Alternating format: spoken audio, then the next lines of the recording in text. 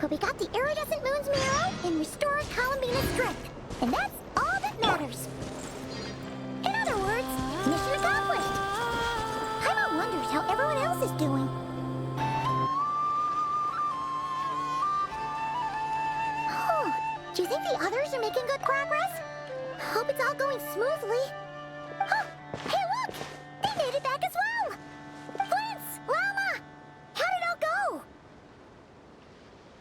All is well, thank you. Nefer and Yehoda had to stay at the curatorium to wrap things up, so they won't be joining us for now. I ran into Miss Nefa and Miss Aino on the way back. Their work is still in progress, so I suspect they won't be back for a while either. You seem rather cheerful today, Mr. Flintz. I certainly am. I achieved what I set out to do and came away with more than I bargained for.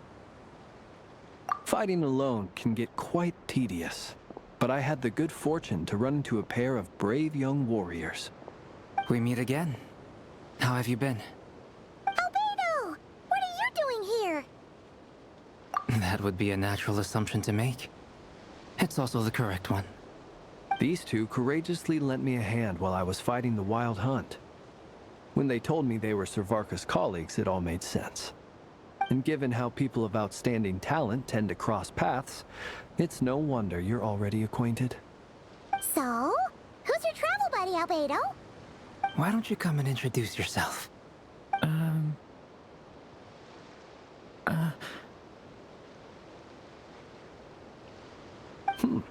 A gentleman of few words, I see. And a rather stern countenance. I presumed you were acquainted with him. Is that not the case? It's nice to meet you. Again. We've technically met before. Wait a sec! You're Minnie Durin! That's right. It's me. I'm glad to see you again.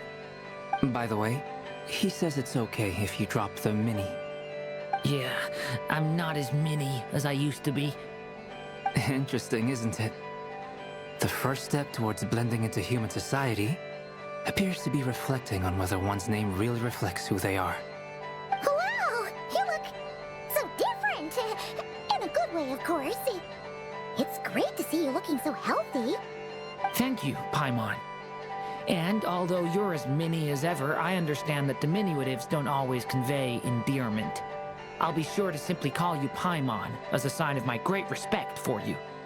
Wow! You're such a smooth talker now. Paimon could get used to this. From now on, you may refer to her as your esteemed guide, Paimon. Personally, I think our little Paimon is the perfect size. When people call her Little Paimon, it's just because she's so adorable that they can't help themselves. If that's not a sign of endearment, what is? You're absolutely right, Miss Lauma. My brother still has a long road ahead of him when it comes to understanding human relationships. Anyway, speaking of long journeys, didn't Columbina, leave with you? How come she isn't back yet? She's been catching up with old friends. Wouldn't be surprised if she stopped for a cup of tea or 10 on the way back. Uh-oh. People are talking about me. Hope it's nothing negative. Judging from your expressions, I'm guessing it all went well? It's getting crowded here. I'll go grab some chairs. No need. This is a job for an alchemist. I'll whip some up momentarily. Thank you for your hospitality, ladies and gentlemen, but I was merely escorting my friends back. I'll be meeting Sandrone shortly, as we still have some things to discuss. It's been a pleasure, everyone. But this is where I'll say goodbye. We really appreciate your help. Oh, come on. Spare the formalities. I'm just glad I could help out some true friends. I understand. Well, bye for now, Harlequino.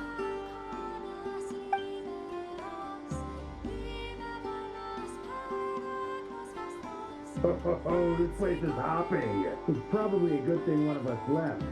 Otherwise, we might not fit all these people in. Are you saying we're about to run out of chairs? As a matter of fact, I am. Come on in and see for yourself.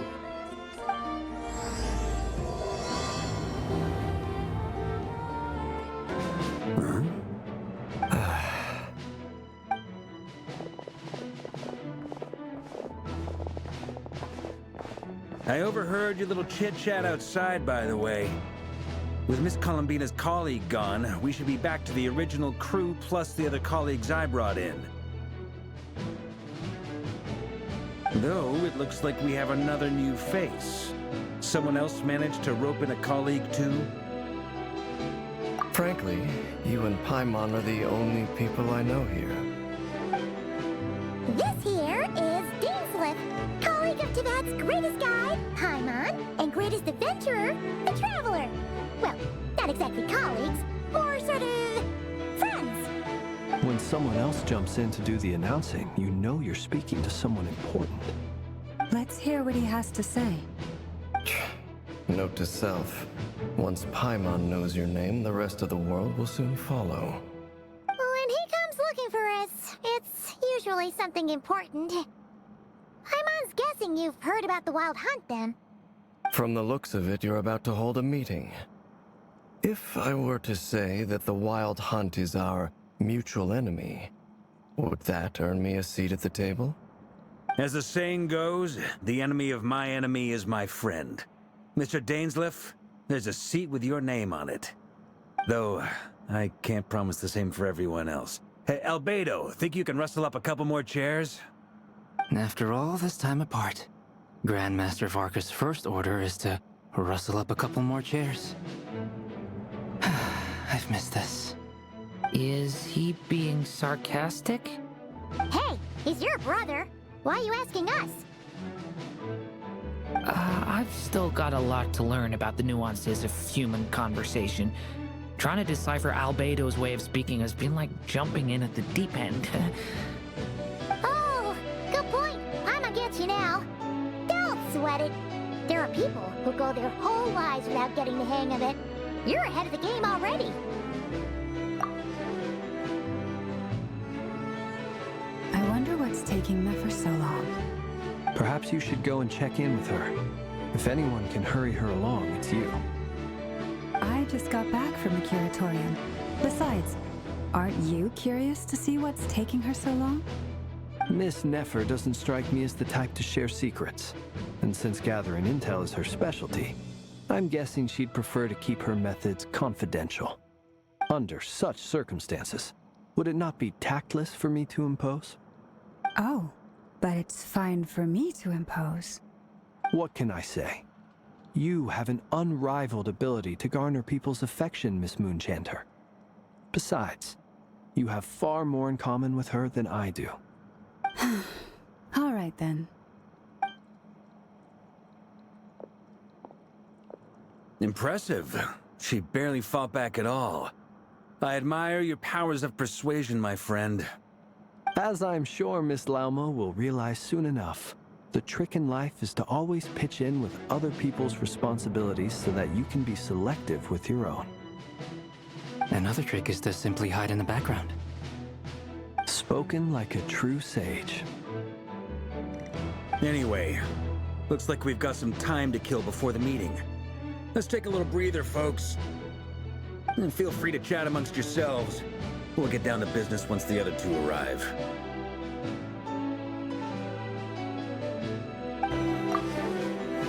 You're both awfully quiet. Why don't I start us off with an icebreaker? Much obliged. Have either of you ever had your portrait painted? If not, I'd be glad to help. That sounds like a lovely idea. You know how to paint, then? I dabble occasionally. He's an excellent painter. Tables, chairs, people, dragons, you name it. He'll paint it for you. I'm flattered. If I ever get the chance, I'd like to give it a try myself. I'll bear that in mind. Anyway, how about you, Durin? What sort of portrait would you prefer? Oh, I'd be fine with anything. Whatever style feels best to you. Very well. Then I'll play it by ear. You can replicate any style I want? I can try. If you show me a sample, I'll do my best to match it. Thank you. In that case, I'll dig up some reference material for you. Is there something you'd like to say to me? Yeah! For starters, why'd you just show up here without even giving us a heads up? If you think back to our previous interactions, you may recall that that's hardly out of character for me. You do have a point there. Oh yeah! You'll need to find somewhere to stay the night too, right? Want to tag along with us? You never know. We might get a group discount. Sure, let's do that. Great! Paimon will handle it! And in return, we can get Dainslift to be our very own personal bodyguard. If that's what you had in mind, you should have said so sooner. I'd be happy to help. Oh, okay then. Paimon was only kidding, but good to know. Anyway, since we're all here together, we might as well watch each other's backs. That's just what friends do, right? Indeed. Thank you. Truth be told, I can't remember the last time I was in a meeting with so many people. You're not alone there, my friend. The Lightkeepers also struggle to bring everyone together for a serious discussion. I don't doubt that. I've only ever met two Ratniki, one being you, and the other being that young guy, Itlua. Itlua is a good apple. I'll give him that. He's kind, honest, and regularly delivers supplies to my lighthouse. A true Ratnik to the core. In that sense, he puts me to shame. So you're what? A fake Ratnik? That's what it sounds like you're saying. But I get the feeling that's not quite what you meant. Come on, why the awkward silence?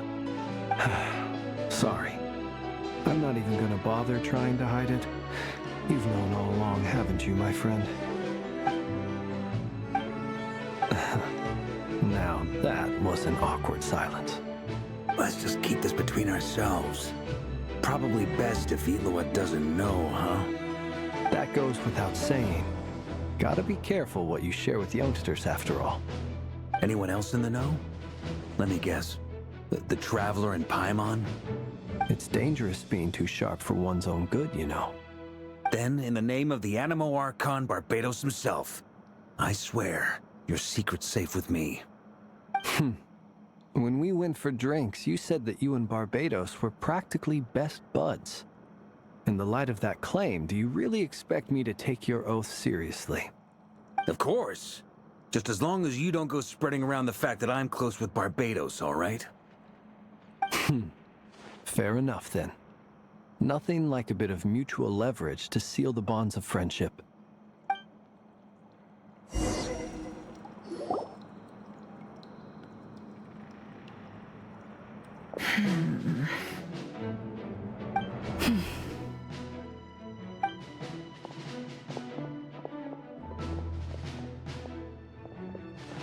Ah, Miss Nefer, you made it after all.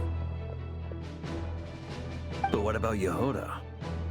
I'm here to give you an update on how things are going on our end. Once this is over, I'll be heading straight back to continue my work. I left Yehoda back at the Curatorium to watch over things while I'm gone. So much for just this once. Shh! Not so loud! We're on a roll here. What if she remembers and suddenly decides to back out?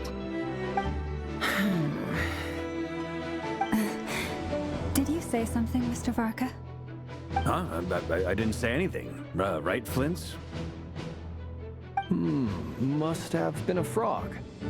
They get so noisy around here at nighttime. It's like they're putting on a concert in the background. Anyway, before we begin, there's a few introductions to make. Let me start by saying that it's an honor to be speaking before so many distinguished colleagues and collaborators. First up, we have Miss Lauma. As Moon Chanter, she's the leader of the Frost Moon Scions, a local religious community in Nodcry. Then there's Miss Nefer, boss of the Curatorium of Secrets, and intel gatherer extraordinaire. Nefer is leading the investigation into Rerer's background, assisted by Yehoda and Lauma. From the little I've heard, they're making some great progress. Over here, we have Mr. Flintz, a ratnik and guardian of the abandoned lighthouse. In our last operation, he courageously distracted the Wild Hunt to buy time for the rest of us. For those of you who've never met, this is Mr. Albedo, a renowned alchemist and captain of the Knights of Favonius investigation team. By his side is a new face for us all, myself included, Mr. Durin, who's come to lend his aid. Next up, we have the Moon Maiden and former Fatui Harbinger, Miss Columbina. Then we have the Traveler, who's earned more titles than I could possibly hope to list out, so I'll spare you the rundown. And Paimon, the ultimate travel companion and quite possibly the best guide in all of Tevat. Whoa! That's a lot of people! Great turnout! Miss Nefer, it looks like you might have another job coming your way, so, congratulations on the booming business, I guess. You think I haven't got enough on my hands as it is? Who's looking for me now? That would be me, Miss Nefer. I have a commission for you. And you are? Who I am doesn't matter right now. What does matter is that I'd like you to gather more intelligence about the Recher of Solnari. Well, it's not as if we never take on anonymous commissions, but in your case, I'll have to decline. I'm gonna take a wild guess and say your job's probably more hassle than it's worth. Something about you seems like bad news. It's my eyes, isn't it? Conrian, I assume. And what's with the mask? Are you trying to hide your identity? In any case, the fact that you're even still alive raises an awful lot of questions for me. My name is Dainsleif. And yes, I am from Conria. As I'm sure you're aware, the Recher of Solnari's real name is Rerir. He was once an acquaintance of mine.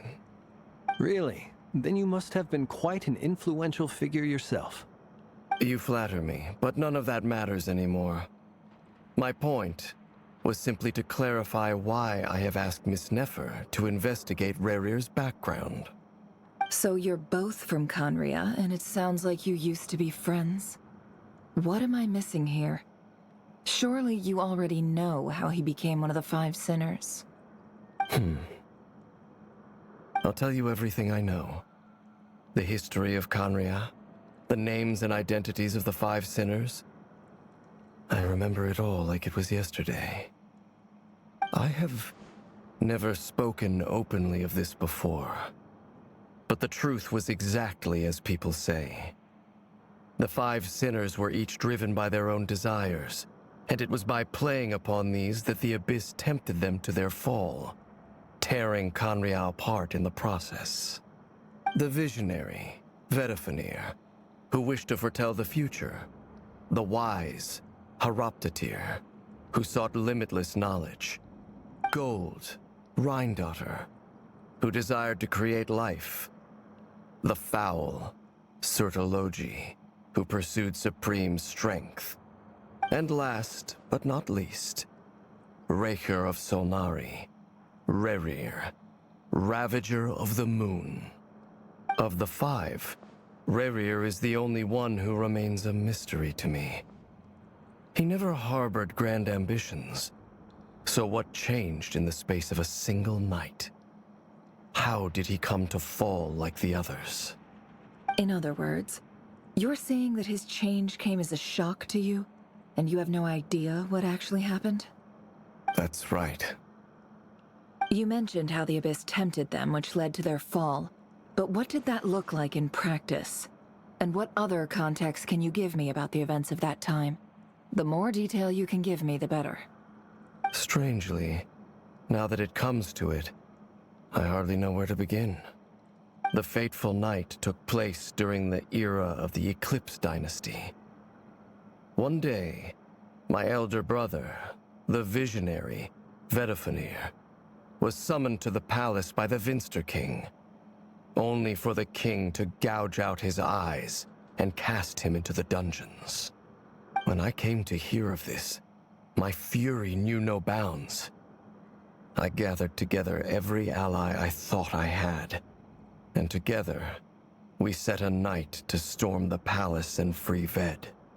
Centuries on, the memories of that night still haunt me like a never-ending nightmare. We broke through the palace gates, just like we had planned, each striking towards our separate targets. But then, I was betrayed. Even Vedafenir, the very person I had come to rescue, abandoned me and partook of the Abyss's power. So, it's personal after all. Then tell me, Mr. Dainsleif, what price are you willing to pay? You, of all people, must know that nothing comes for free. I cannot say what price would be worthy of such a commission. But know this.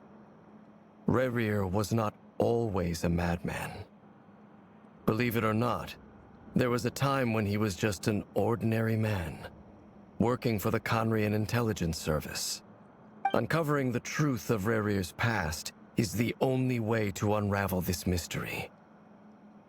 But before you decide if you will accept my commission, I will tell you more about him. Enough, I hope, to help you plan your next move. Sounds pretty good to me. Feels like we just flagged down a random passerby, only to discover he's actually a master strategist who has a score to settle with our enemy. Can I borrow your halo? It could be useful in the lighthouse. Hey, enough with the wisecracks! Besides, isn't that lamp of yours bright enough already? Relax. It was meant to be a compliment. If that was a little over the top for your liking, I'll make sure to tone it down next time. I'll give your proposal some serious thought, Mr. Dainsleif. Let's speak in private once the meeting is over. Before that, there's a few things I'd like to share.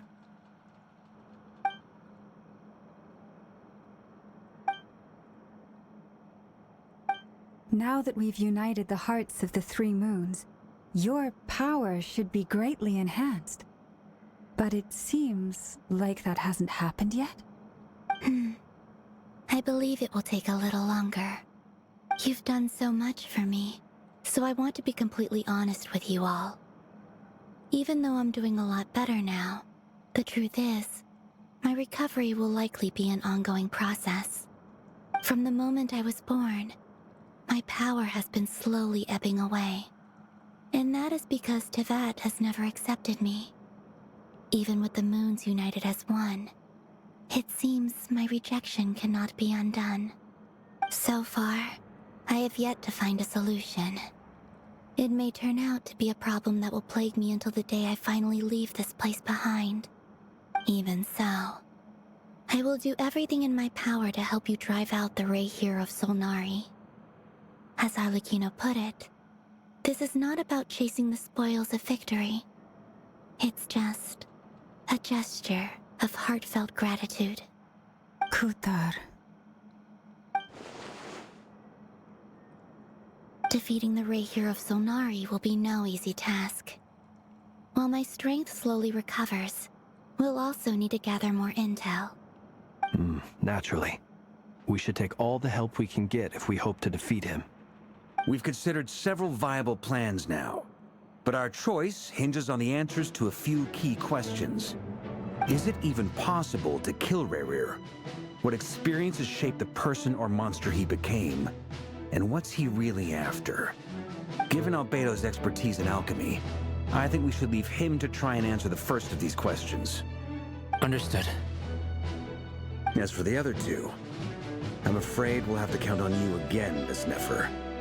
Believe me when I say it's not my wish to burden you. But right now, relying on your skills is our only option. So you're placing all your hopes on me, huh? We can't thank you enough for agreeing to help us. Honestly, I can hardly believe how lucky we are. You sure have a talent for changing your tune, Miss Moonchanter. Timid like Yehoda one moment, then flinches insincere flattery the next.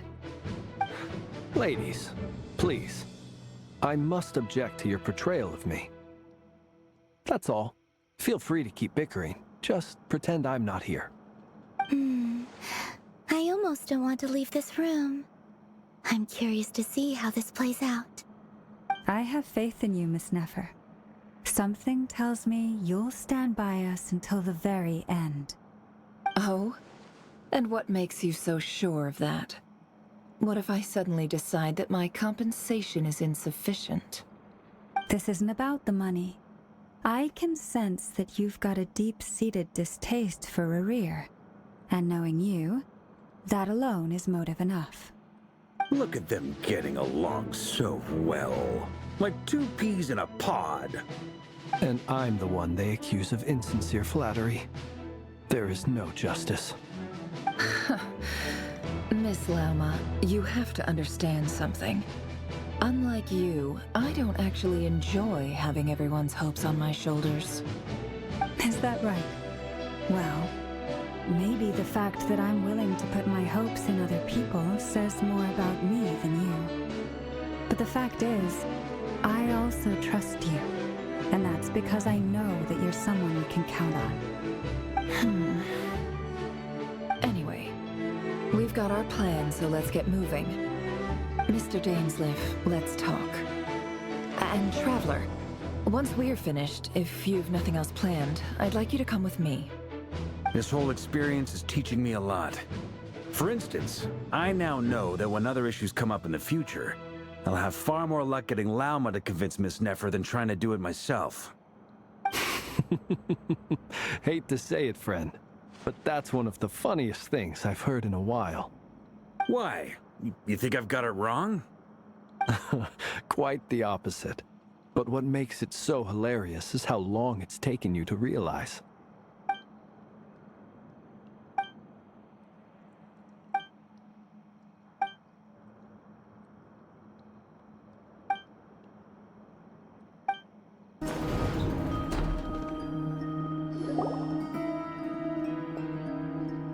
Thank you for waiting. It's okay. We actually used the time to help Dainsleif get a room at the hotel. That's very considerate of you. Now, I trust you share my curiosity about Rerir's past, and you seem fairly familiar with Mr. Dainsleif already. We spoke at some length after the meeting. He was the one who suggested I should invite you to join this operation. He feels confident that these secrets will be safe with you. Dane has a lot of faith in us, that's for sure. Likewise. I appreciate that you got right on board without interrogating me about why I invited you. It shows that you trust me to explain everything in due course. That's because we know what you're capable of. We appreciate you too, Nefer. You might have been forced to help in the beginning, but this time, it was your choice. That's one way to put it. Another is this, that once a decision's been made, it's set in stone. After that, my only goal is to see it through. Alright, so here's how it is. I'm going to access Rerir's thoughts again using my confidential method. Now, I'm sure you've seen things like this before on your travels, so you're surely well aware of how dangerous it can be. The reason I've gathered you all here is to ensure my safety during the proceedings. I plan for us to enter the fragment of his consciousness together, and once inside, I will focus on searching for information. Think of this as a diving expedition into someone's brain. If I'm the diver, you are my safety equipment, tasked with keeping me alive while I'm under the surface. Once the ceremony begins, we will all be spying on privileged information. But in the interests of safety, you must remain absolutely silent at all times. We will discuss our observations after the ceremony has concluded. Lastly, any individuals of a weaker constitution are advised not to partake in the ceremony. In any case, Paimon has her own job to do, which requires staying in the room, but not joining the ceremony.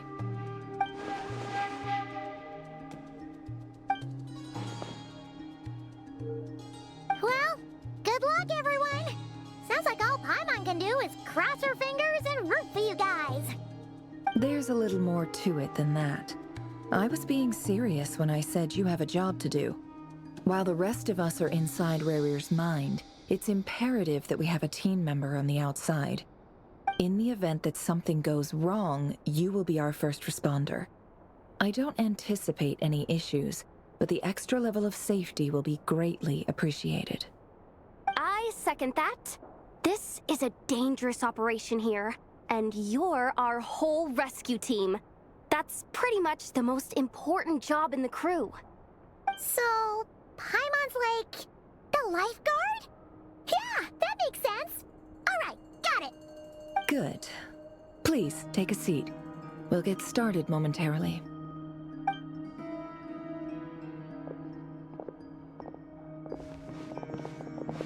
So, did Mr. Dainsleif tell you anything else? He told me that he believes Rarier kept some big secrets in his life. He's not sure that they were the cause of his eventual downfall, but he's asked me to uncover what those secrets were all the same. But surely you're not planning to go through with this, no matter the cost. If you think that, you'd be overestimating me.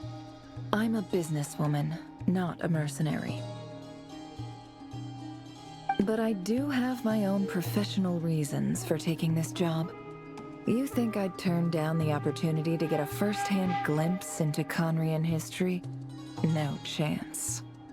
Well, as long as you don't let morbid curiosity get in the way of safety concerns, we're good. We'll do whatever we can to help you. You're such a killjoy.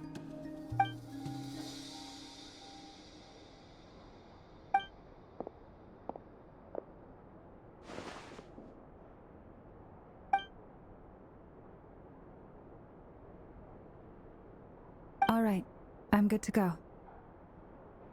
All set over here, too. Promise, Paimon, you'll be extra careful. All right. Let your whole body relax. We're about to begin. Close your eyes. Phew. Could this be his office? Pretty standard setup.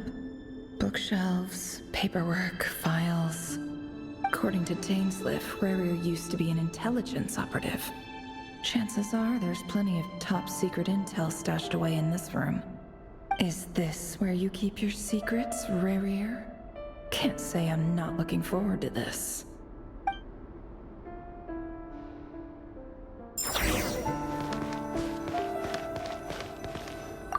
He looks even gloomier than last time. I wonder what's changed.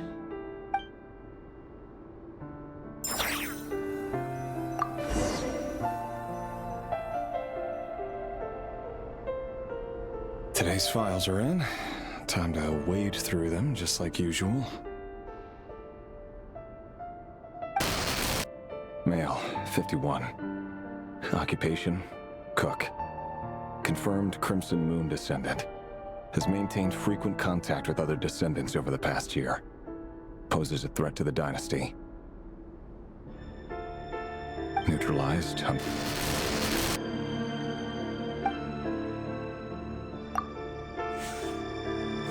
This one should be archived under purged targets.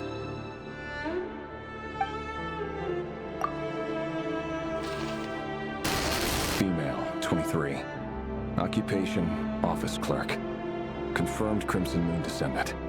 Has maintained frequent contact with other descendants over the past year. Poses a threat to the dynasty. Neutralized.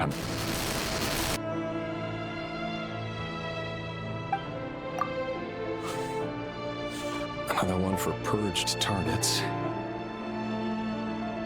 Sounds like she was that other man's daughter. Never mind. What's it got to do with me?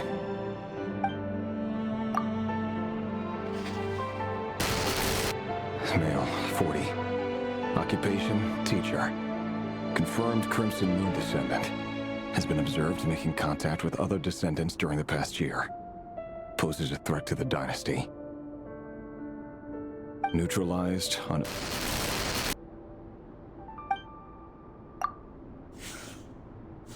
Just another nobody for the archive.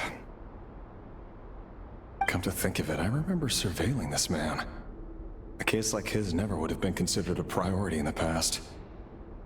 Huh. He barely even interacted with other Crimson Moon descendants.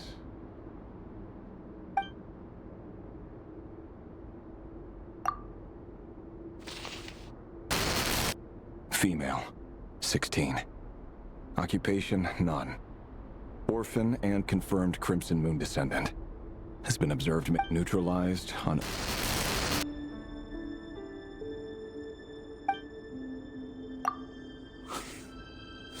Filed.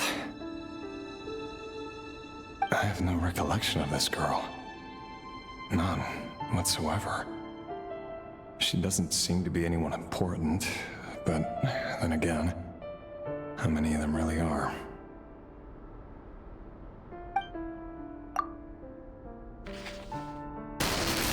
Female, 13. Occupation, none. Orphan and confirmed Crimson Moon descendant. Has been observed making contact with other descendants during the past year. Poses a threat to the dynasty. Neutralized on...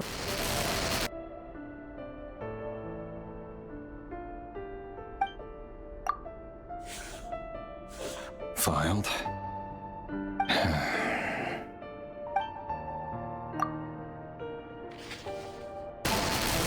Male, 11. Occupation, none. Orphan and confirmed Crimson Moon descendant. Has not been observed making any contact with other descendants during the past year. Poses a threat to the dynasty.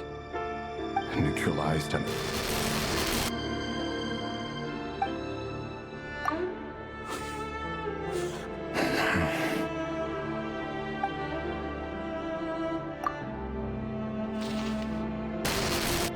Male. 6. Occupation, none. Orphan and confirmed Crimson Moon descendant. Poses a threat to the dynasty.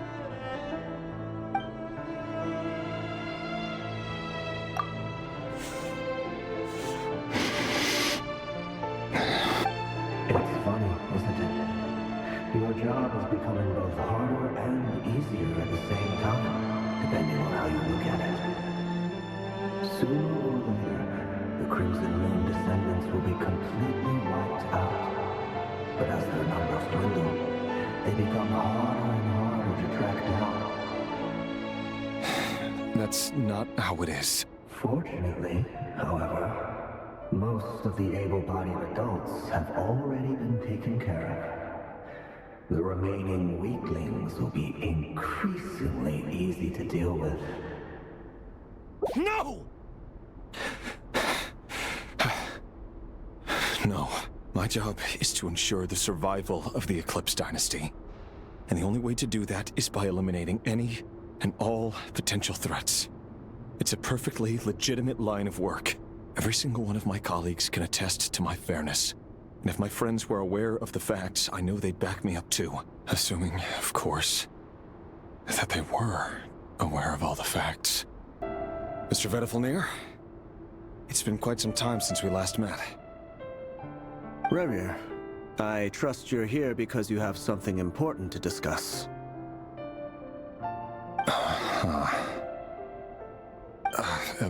Forgive me. I wasn't tuning out, it's just, I noticed you didn't even phrase that as a question. As if you knew I was coming. Tell me, does someone in your position ever feel the need to ask questions at all? It is indeed within my power to foresee certain things. Things like your arrival. I was just thinking, it won't be long before I'll be inviting both you and Dane to my wedding. That isn't a lie, but nor is it a fact as such. It's a wish, isn't it? No fooling a prophet, is there? Ever since that day we met for drinks, I knew it was only a matter of time before you came looking for me. Does it feel good? Knowing how the future will unfold. I'm afraid the notions of good and bad fail to capture the complexity of what such a power entails. Once you've seen what will come to pass, it can be all too easy to succumb to fear and melancholy. Unless, of course, you learn to abandon these feelings. You fear my silence, and long to hear the words I left unspoken that day. That's right. You must have noticed my reluctance to broach the subject. And the reason is simple. Because the truth could never have lived up to your hopes. For both our sakes, such words are better left unsaid. The burden of prophecy was never meant for your shoulders. So who exactly do you deem worthy to hear your prophecies? None but our exalted king? Or rather, our king as he once was. You're closer to his majesty than I am. You must know better than anyone how much he's changed. You say that as though it is to my benefit. Yet precisely because of that, I dare not speak rashly. A king can turn out to be the most virtuous of rulers, or a tyrant more terrible than the most vicious of dragons. You are so wise and far-sighted, yet still you would have me live in fear of the unknown? You make a fair point. Especially given my silence alone was all it took to send you spiraling downwards. Very well then. Let me offer you some advice. And I say this not as a prophet or a visionary, but simply as the brother of your friend. For many reasons, there is very little chance of your marriage ending in happiness. If happiness is what you seek, you should find another fiancé.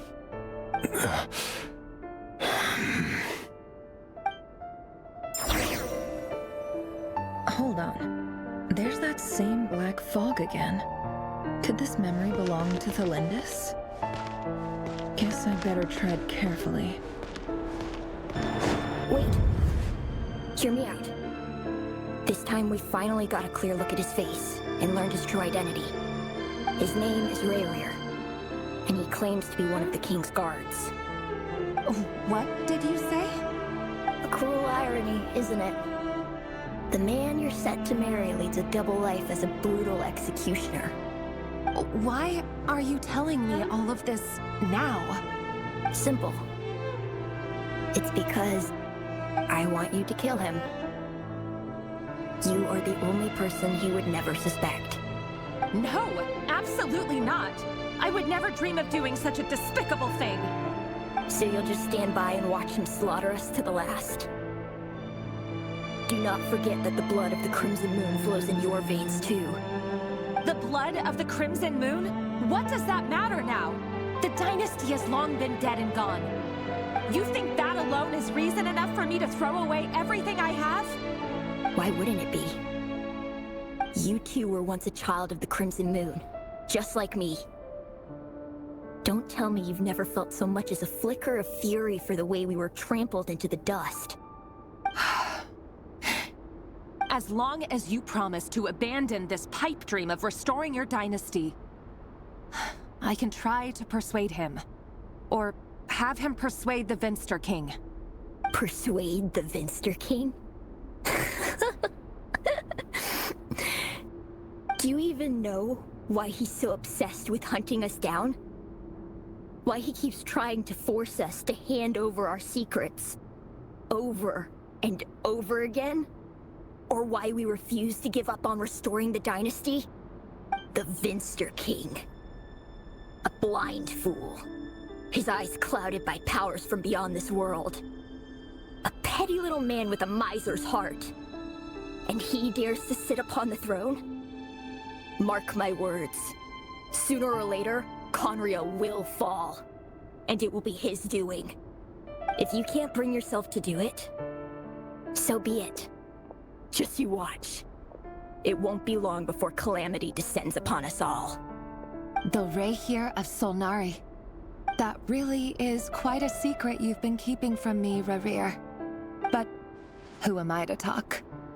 Am I really any better? I've kept my own past a secret this whole time, too. Love should be built on honesty.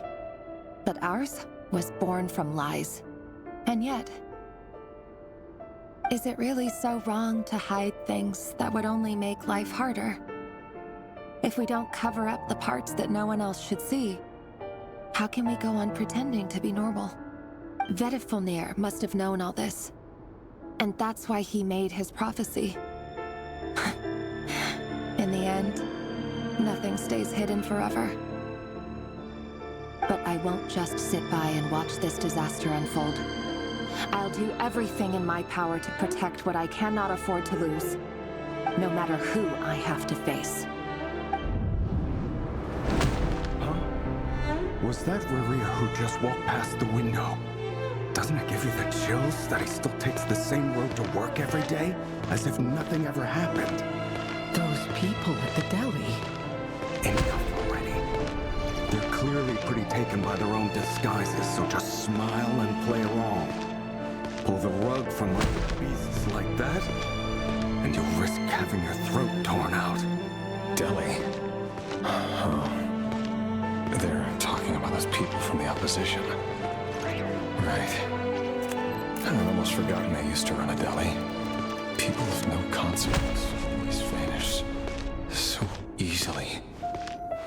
And no one even remembers them.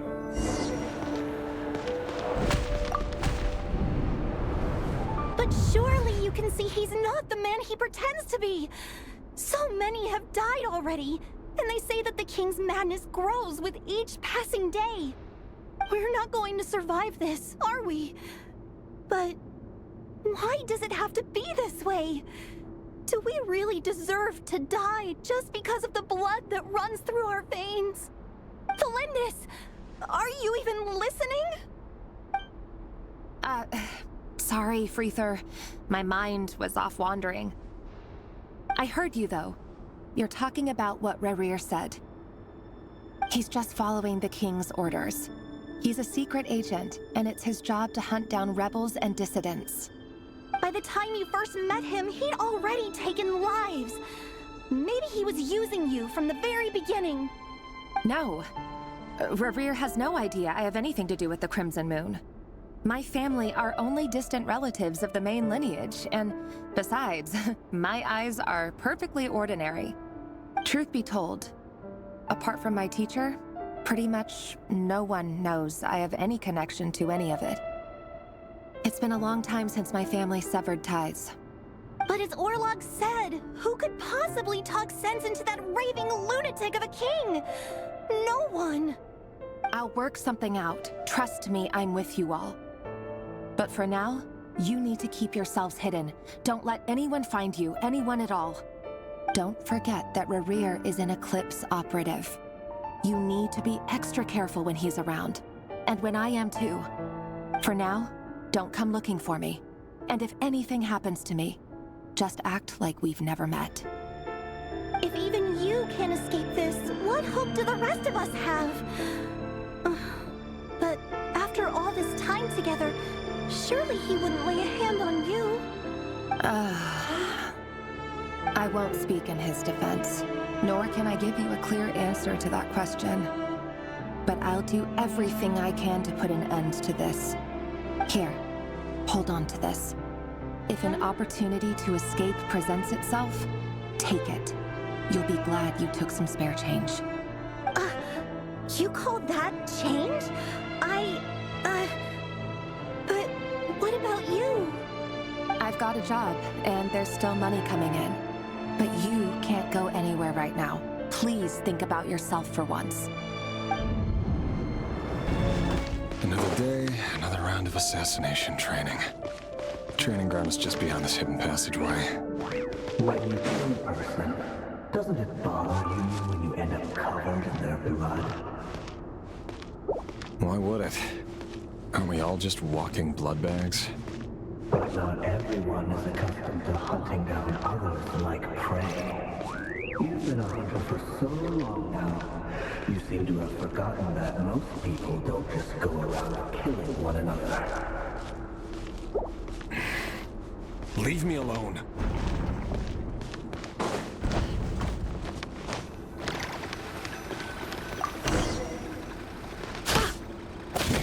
firm grip on the handle.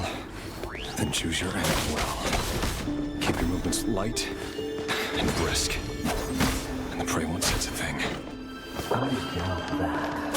I'll bet no one's ever died a quiet death at your hand. The work clean. And traces.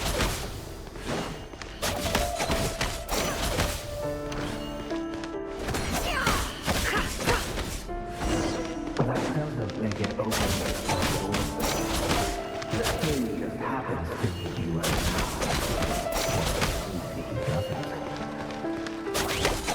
Won't happen. With James, someone sells that power. You only have to take out a handful. From my perspective, I've always been guilty. And I've carried out my work flawlessly.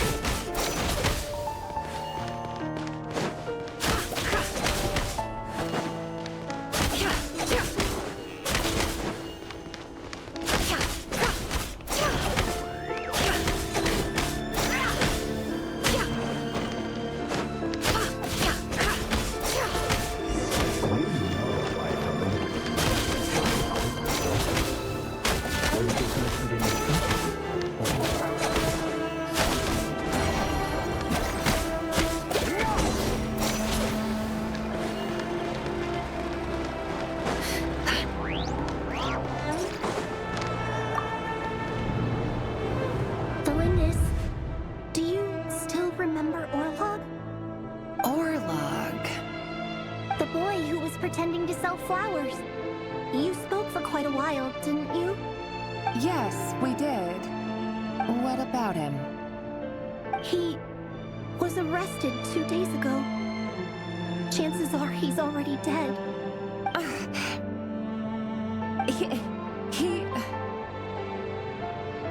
I just don't get it! After everything he's done, why do you still stand by him? Or does it mean nothing to you that people keep dying? No, that's not... Just hear me out. I need to go now, Delindis. They're looking for us. You take care too. If you ever need a place to hide, come find us.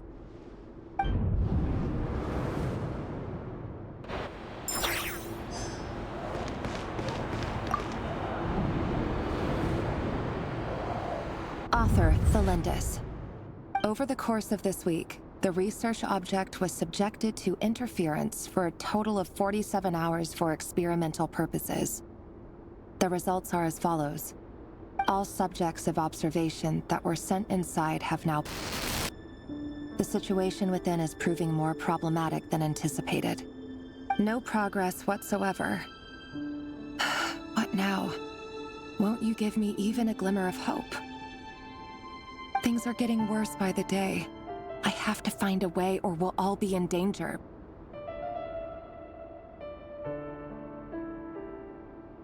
But I...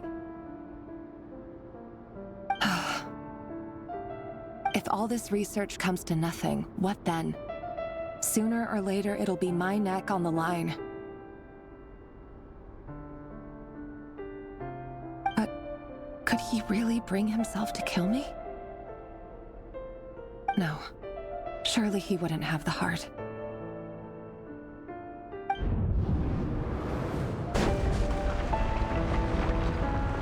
Why won't you just let us go? We don't even know each other. All we want is to live ordinary, peaceful lives. You want to live?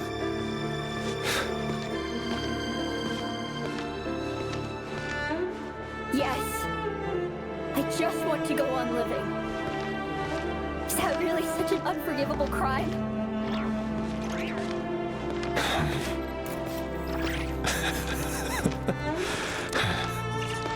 You want to go on living. I want to keep living too. To keep living forever. That's why I have no choice but to continue on the path I'm on. If only some savior would suddenly swoop down and change the way the world is. To Too bad it's not going to happen. Imagine that. If there really were such a person, you and I wouldn't be standing here like this, would we?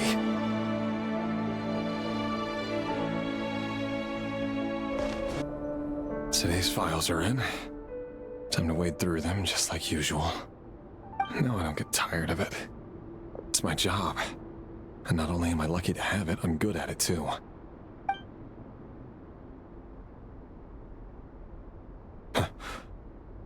Wait. That's...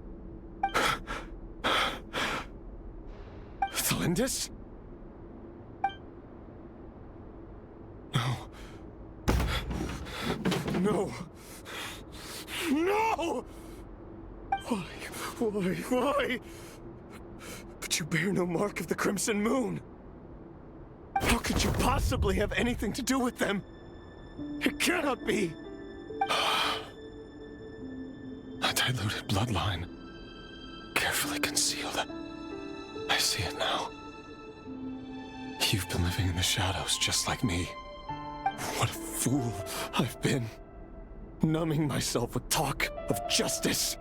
Even imagining my friends would back me up. But in the end, Irminsul.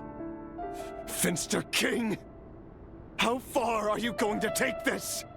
From the direct bloodline to secondary offshoots? And then what? Today it's the descendants of the Crimson Moon. Who will it be tomorrow? Will you not rest until everyone down here is dead? No. This cannot go on. This is where it ends.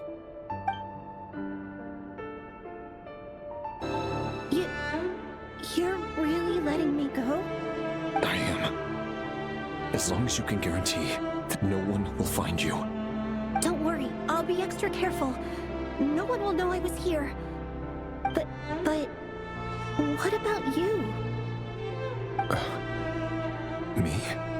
If you let me go, you won't be able to complete your mission, will you? Good point.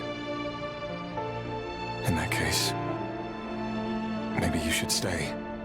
No, please! I just want to see the outside world again. To... Go on living?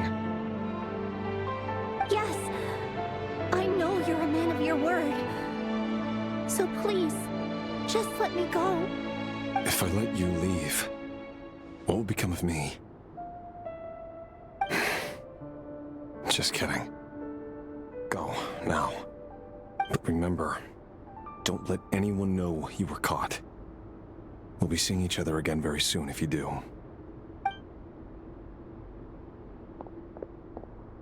Even shadows in the dark must live by a code. But you can't save everyone. You've been whispering in my ear for days now, Vedavulnir. What are you trying to do? Break me down? I only say this because you long for an answer to your problems. Let her go, Rerir, or you risk losing everything. I will not abandon Thalindis. Then you'll need a little more vigilance and a lot more power. The world is changing, Rerir. Keep your eyes peeled for your moment of opportunity. That voice used to be so unclear. But now I know exactly whose it is. It's Vedavulnir. He won't tell me how to actually resolve any of this, but he keeps trying to manipulate me like a puppet. What's his game here? Tell me then. What will this moment of opportunity look like? And... no answer. He's like a ghost. Always disturbing me when I'm on edge, but never answering when I need him most. So, the Eclipse Dynasty was purging, well, massacring the descendants of the Crimson Moon. And it seems like it was all connected to the Finster King's research. The King's obsession with abyssal power left the future of Khaenri'ah hanging in the balance. No wonder every aspect of Rerir's life was so unstable. And it looks like this Thelindis, Rarier's would-be fiancée, herself belonged to a sub-branch of the Crimson Moon Dynasty's descendants. It almost defies belief that a couple like them could hide the truth from each other for so long. If the Vinster King hadn't intervened in such a drastic way, they might have gone on deceiving each other for the rest of their lives. And why does Vedderfanir, Daneslif's older brother, keep talking in Rarier's head? This guy kept more secrets than I ever imagined. The human mind is like a vast desert of shifting sands. When you follow the flow of someone's memories, you only ever see the parts they're willing to let surface. Time for something a bit more creative. We've been inside Rarier's mind this whole time, building up a picture of his psyche. There's already enough clues on the board to start reading between the lines and mapping out the rest. Now, we can finally begin to put the pieces together. Sure, it'll only be a reconstruction, part simulation, part reasoning, but it's usually pretty accurate. Once we've built up a cognitive profile, we just need to cross-check the logic behind his actions. And then we'll be able to take a sneak peek at whatever it is that Rarier has really been hiding.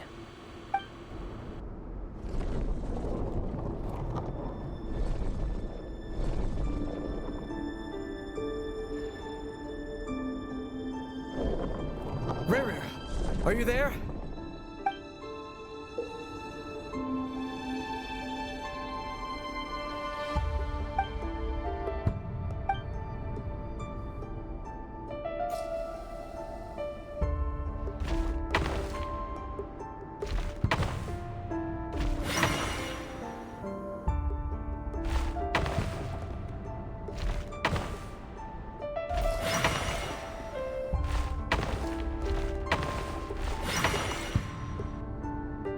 Rarier! Come out, it's urgent! Dane? What's wrong? Quick, come with me. I'll explain everything once we've met up with the others. Okay. I'll come. But the Lindis is still over at the Universitas. I'll need to leave her a note. All right then, but make it quick. I've never seen Dane so worked up before. Whatever this is, it must be big trouble.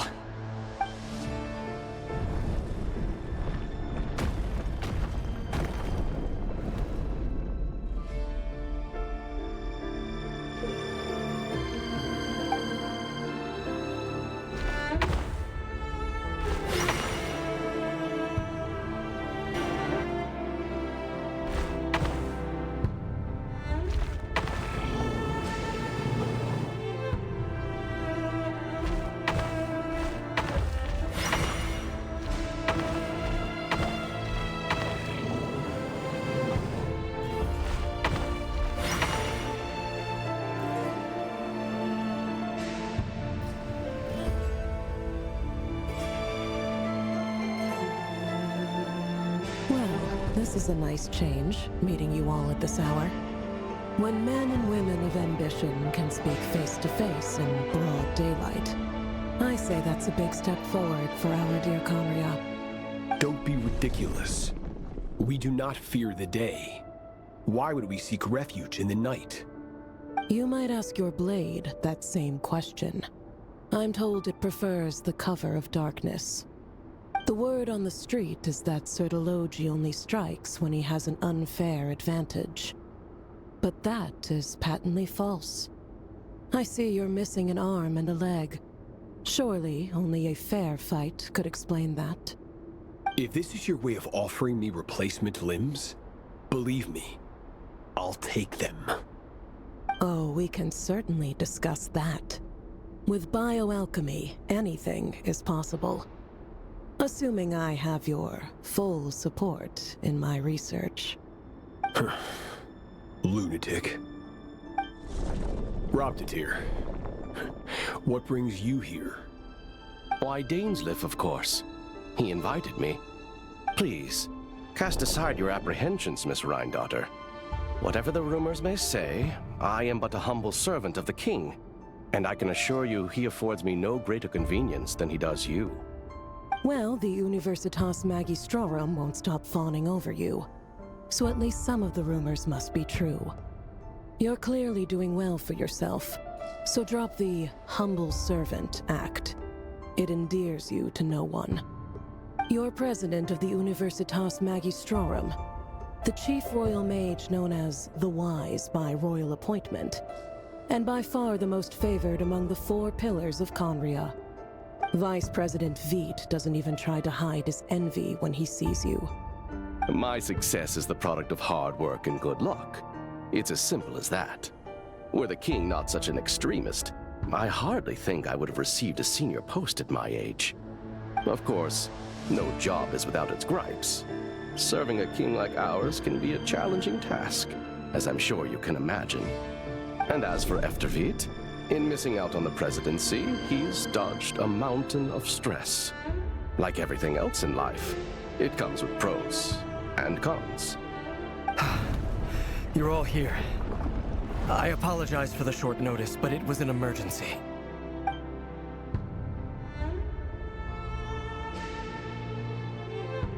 You must be Rerir. Mr. Sertologi. Yes, I handled your case file during your sentencing. Nothing personal, of course. I'm pleasantly surprised that you remember me. You're clearly a person of substance if you've been invited here. But Dainsleif, you better have a very good reason for convening this little gathering. It's my brother, Vedofenir. After he spoke at the court this morning, the king was so infuriated by his words that he had him blinded in both eyes and thrown in prison. Vedofenir in prison? Strange. I thought the king trusted him and Horoptatyr more than anyone else in the world. Does this mean the king's circle of trust just got even smaller? It has nothing to do with trust. It's about what the king wants, which is as clear as day to anyone paying attention. I simply appease him, because it's in the best interests of the Universitas Magistrorum. And also because you're slimy. Vedofenir, perhaps less so. But still, a visionless visionary? It rather inclines me to think that qualifications are not what get you ahead in Conria. Do you honestly think this is an important discussion to be having right now? Dane, what are you planning to do? Rescue Vedofenir, I assume. Correct. It will mean storming the palace by force. Tonight. I need all of you on my side. That's far too dangerous. And don't forget, Dainsleif, you're captain of the Royal Guard. You swore an oath to the throne. Hmm? You've been planning this for a while, haven't you? I have no desire to commit treason. But whatever critique the king may have of Vedofenir, disfiguring your most loyal subject for putting the best interests of his court and nation first, this is not the conduct of a wise ruler. My blade will force the king to see the error of his ways. So, Vedofenir's prophecy enraged the king. I'm sure it wasn't what he wanted to hear, but if he won't take counsel even from the visionary, that is deeply troubling news. The extent of His Majesty's madness is now all too clear. The question is, how does a man like me get out of this situation unscathed? You have noble ambitions, Dane, but I'm afraid they don't do much for a guy like me. I'm not interested in saving the world. All I want is a letter of pardon. A letter of pardon? For whom? Thelindis? The chances of the Venster King issuing a pardon for anyone connected to the Crimson Moon seem vanishingly slim.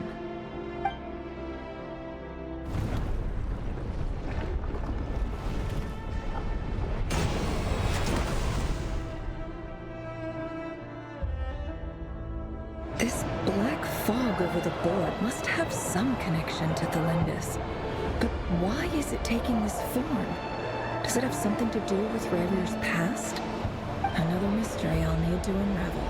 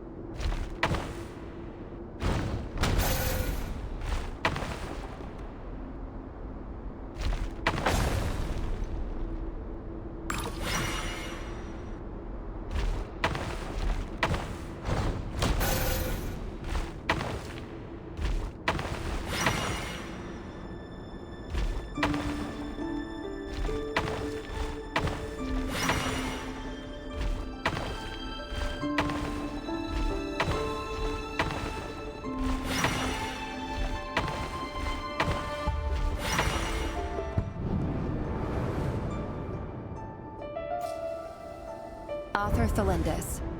Over the course of this week, the research object was subjected to interference for a total of 60 hours for experimental purposes. The results are as follows. Research dating back to the Crimson Moon Dynasty has established 2 points regarding moon marrow. Firstly, its origins have something to do with a god's power. Secondly, it serves as a portal to an as-yet indeterminate location. Moon marrow can thus be defined as a spatial gateway. However, there are a number of hurdles to overcome before we can answer the question of where it leads to. To start with, opening the gateway requires a specific power source, which the relevant literature indicates. An enormous amount of power is then required to keep the gate open. Currently, the total power output of our instruments remains in the single digits. To make matters worse, I am now the only staff member remaining in the Moon Marrow Lab. The Universitas Magistrorum recently decided to move most of its personnel into abyssal energy research, which has stymied all Crimson Moon-related projects. This is not a wise move. I have always maintained that placing all our hopes in a single source of power is risky, especially one as poorly understood as this. As well as making ourselves overly reliant on a single resource, we are neglecting other promising technologies. I apologize if this comes across as disrespectful. But as a Moon Marrow researcher, I desperately want to see the world beyond the gateway. If we really made it there one day, what would we find? And how would we go about taming the unknown? My imagination is endlessly fueled by questions such as these.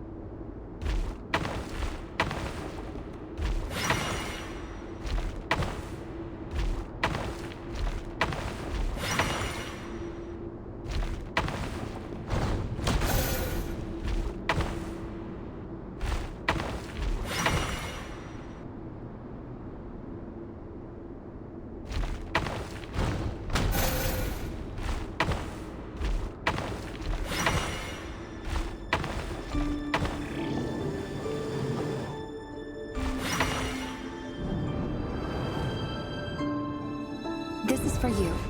I heard you're gonna leave the city with your parents. Thelindis, did you hear about what happened? I've heard nothing. Rerir got back very late last Friday, and he was acting a little unusual, but he slept pretty well, so I'm guessing whatever he did was a good deed. You never saw him, and I don't know what he did. And this conversation never happened. You understand?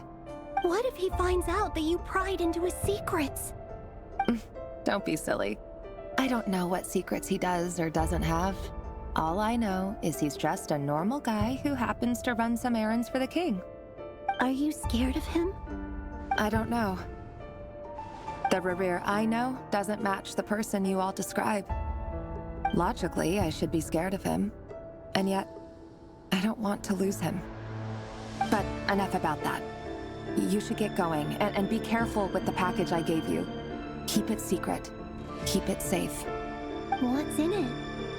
A piece of the moon. All you need to know is that as long as you keep it safe, then in the future, everyone will be able to see a red moon. A red moon? You mean our moon? That's right. Our moon. Promise me you'll look after it. I promise, Thelindis. The Crimson Moon bloodline will never die out. Its light, the color of blood, will become like a fire that flows in our veins, no matter how long it takes.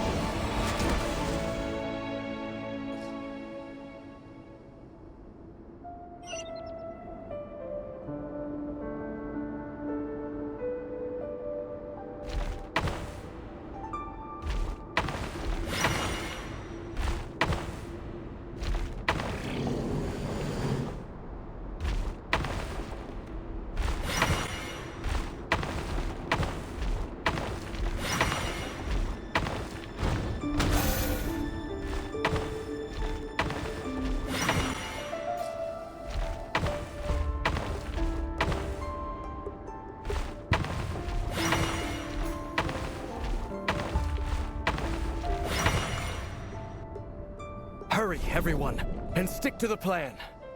Sir Dainsleif, what are you? Is this treason? You know what happens to those who betray the throne. Please, don't do this! It is the king himself who has betrayed the throne. He has betrayed all of Conria. If you have any love left for justice in your heart, you should join me. It's showtime. Dane and his group will handle the troops in the palace. Then Hraptatir and Rhindaughter will disarm the security measures. My job is to enter the prison and rescue Vedifalnir. Stay safe. Wish me luck. Look after my brother. Draw your blade. It is time for justice to prevail.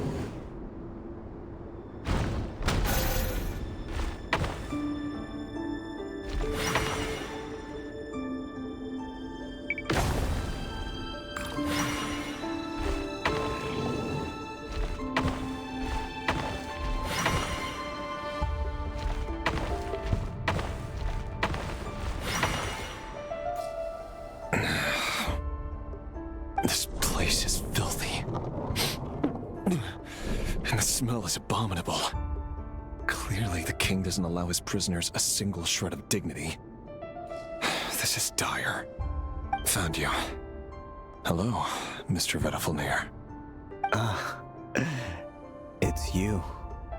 Surprised? Oh, wait. I guess surprise isn't an emotion that prophets feel very often.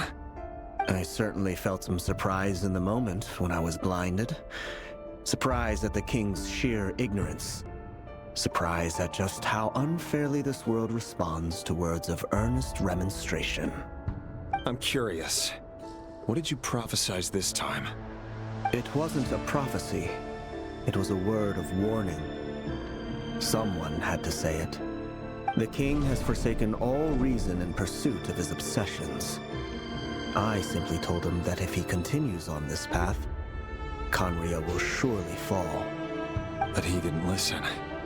Worse still, he stabbed you in both eyes and locked you away. Dane asked for my help. The court is in complete chaos now, but I'm sure you predicted that. Everything is transpiring as I foresaw, yet I am powerless to change it. Fate is an immutable force. I can but lament as the inevitable unfolds. I do wonder whether giving a man the power to see the future is nothing more for him than slowly crush his spirits. Forgive my curtness, Vedifalnir, but the king did not suddenly turn on you today. His suspicions have been brewing for a long time. You can't have wisdom beyond the reach of your fellow man without attracting his fear and suspicion.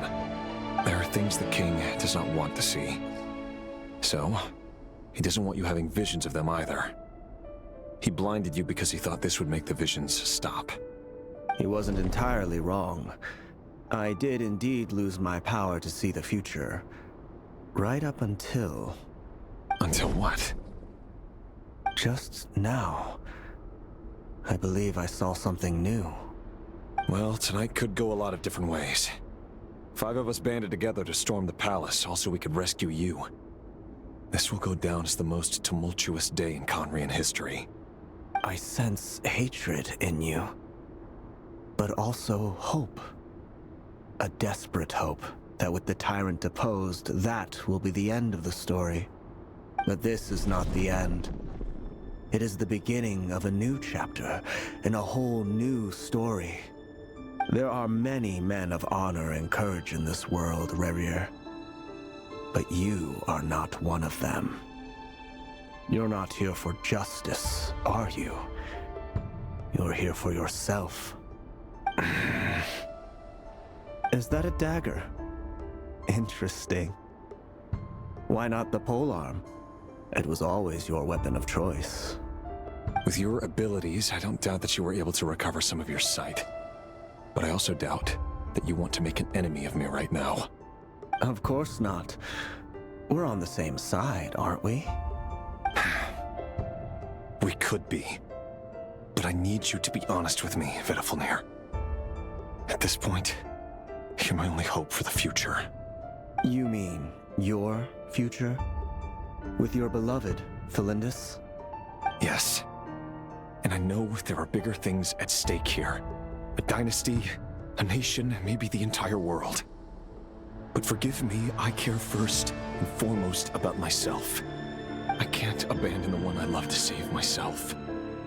I just can't do it. But you see a broader picture of the future than I. You see the solutions to the biggest problems of our age. So tell me, what is my solution? What's the answer? In matters of fate, answers are either right or wrong. What will be and what will not. Maybe you are willing to pay a certain price in the pursuit of happiness, but unfortunately, fate does not negotiate. That is the cruelest thing about fate. It is unmoved by your sacrifices. That can't be true. I know it's your voice that I keep hearing in my head, urging me to see how the world is changing, to seek more power, so I can protect the things I love. You show me disaster, but you won't show me how to avoid it? Why? Why are you doing all this? My voice. In your head.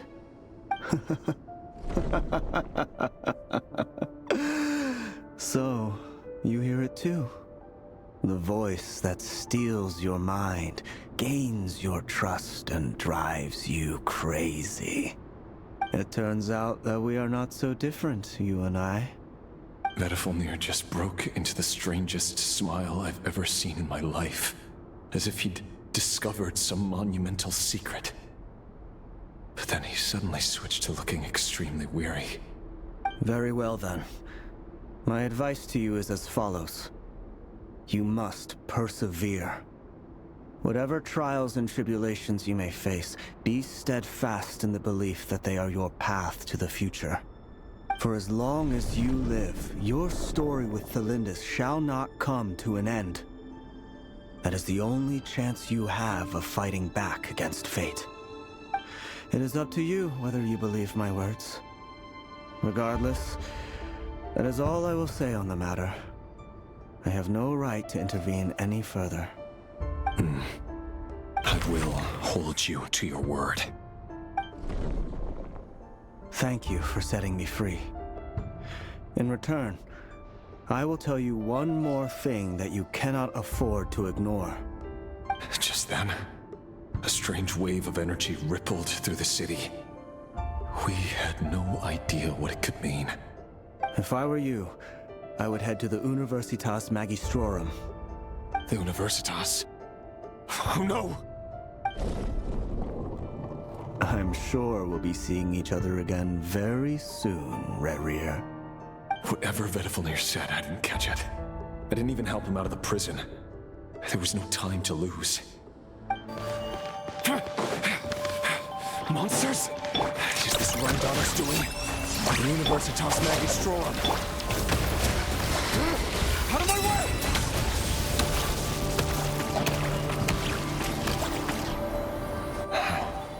The Universitas. That reminds me of a rumor I once heard. Allegedly, the king installed secret mechanisms in the palace and around the city. No one knows where they are or what kind of power they hold.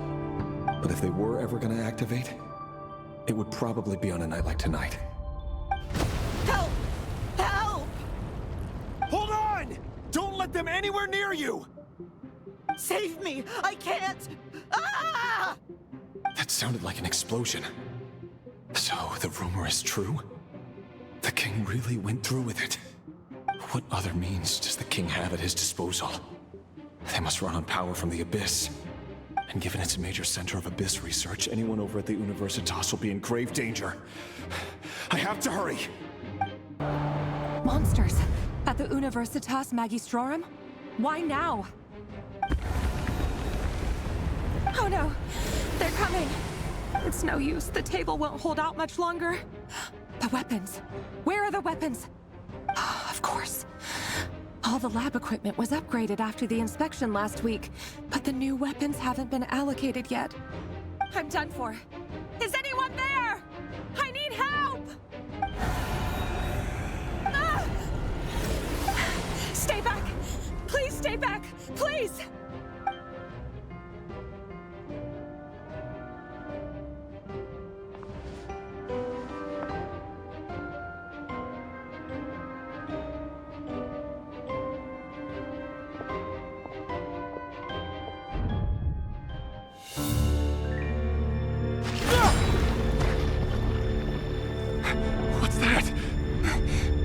Rear.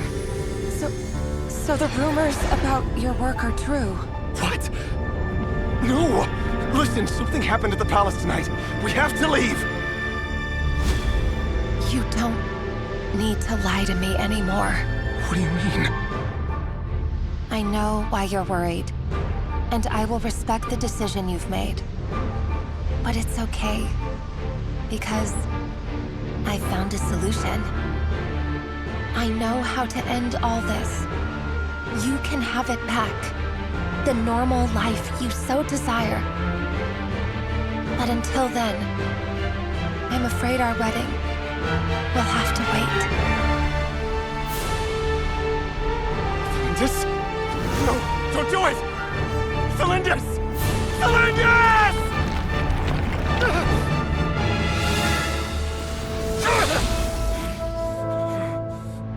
I told you, Rerir. Let her go.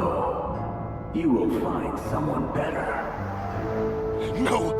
No, I won't do it! I have to save her! By what means exactly? A lowly pawn. You lack the power and the strength of will. Do you know a way? Tell me! Come to the palace. Join us.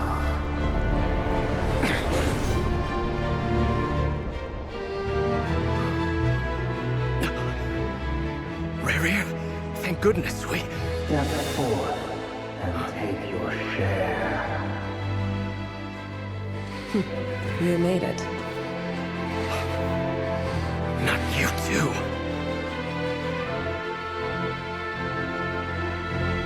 Hatred or grief, despair, desire. We all have our own.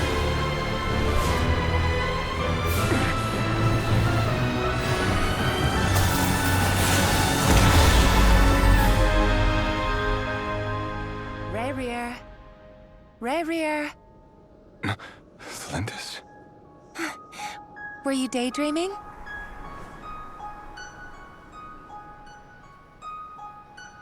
You still remember, Rerir?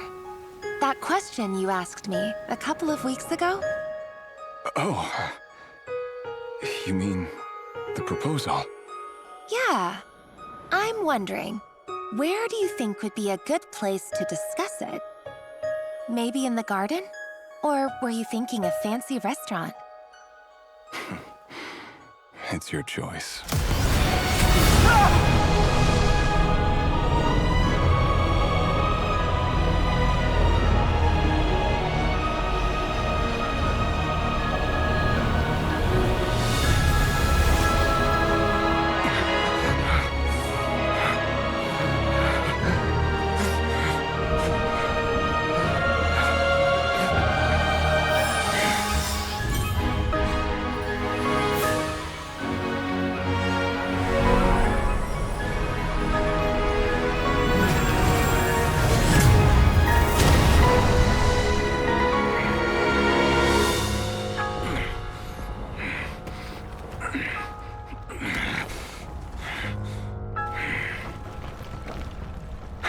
find you.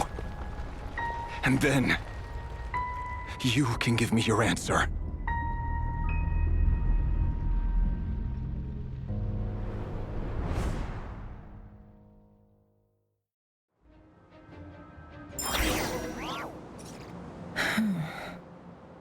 So that's how the Raker of Solnari was born. A monster created by circumstance is a monster all the same. Viewing other people's thoughts for too long can get uncomfortable. Right now, I'm feeling a strong sense of loathing. In a nutshell, the story of Conria is what happens when the truth falls by the wayside. Everyone tells little white lies, and before long, you have a huge pack of lies that destroys everything. Time to get back. His past is filled with sorrow, but the tale of any fallen civilization is one of endless tragedy. Cruel as it may be, that was Conria's fate.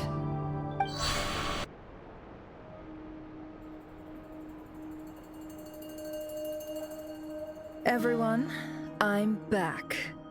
Can I get a standing ovation? Never! How are you holding up? Feeling okay? She's fine. Boss is a pro. Yes, I'm fine. You will have seen the events of Rarir's life through my thoughts.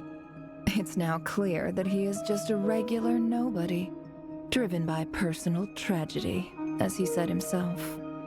I mostly agree. There's only so much we can know about him from his memories alone, but they did give us a clear glimpse into his life in Conria. However, I would not consider Rarir to be a nobody. He was deeply involved in the events of that era. Yet, when the catastrophe of a generation strikes, nobody is safe. Sounds to me like you're speaking in riddles again. Is this you urging me not to abandon the people of Nodcry in their hour of need? That's not what I meant. Although I do hope you choose to remain a part of the plan. Without you, the mission ahead will be all but impossible. Then try to remember that I respond better to the carrot than the stick. And I don't appreciate being bossed around. Now, as for you, Missy, you were excellent. You stuck to the rules of the ceremony and kept your mouth shut the entire time. Bravo. Cool. So, can you fill me in on the deets now? Most of what I saw went right over my head. Patience. You'll hear the whole story, don't you worry. But let's meet up with the others first.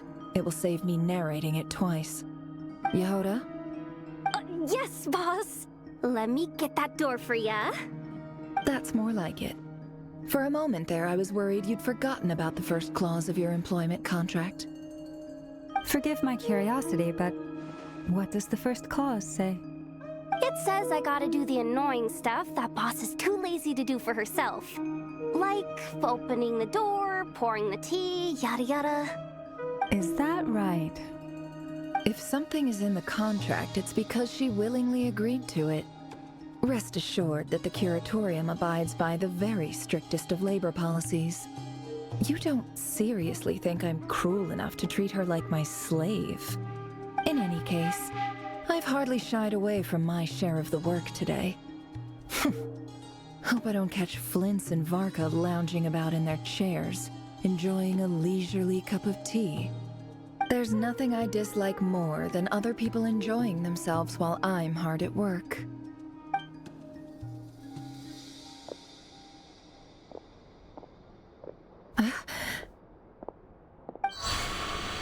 Oh no.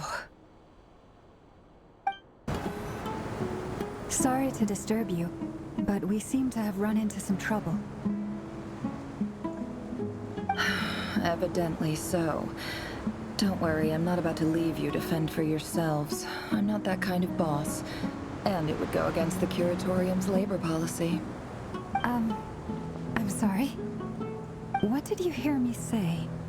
I wasn't talking about labor policy. Wait.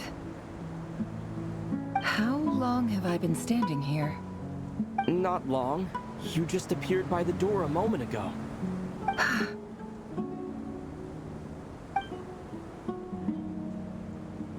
Boss, what's wrong? You look like you've seen a ghost. We've been tricked. We never left at all. Somehow I hallucinated that whole scene back inside the office.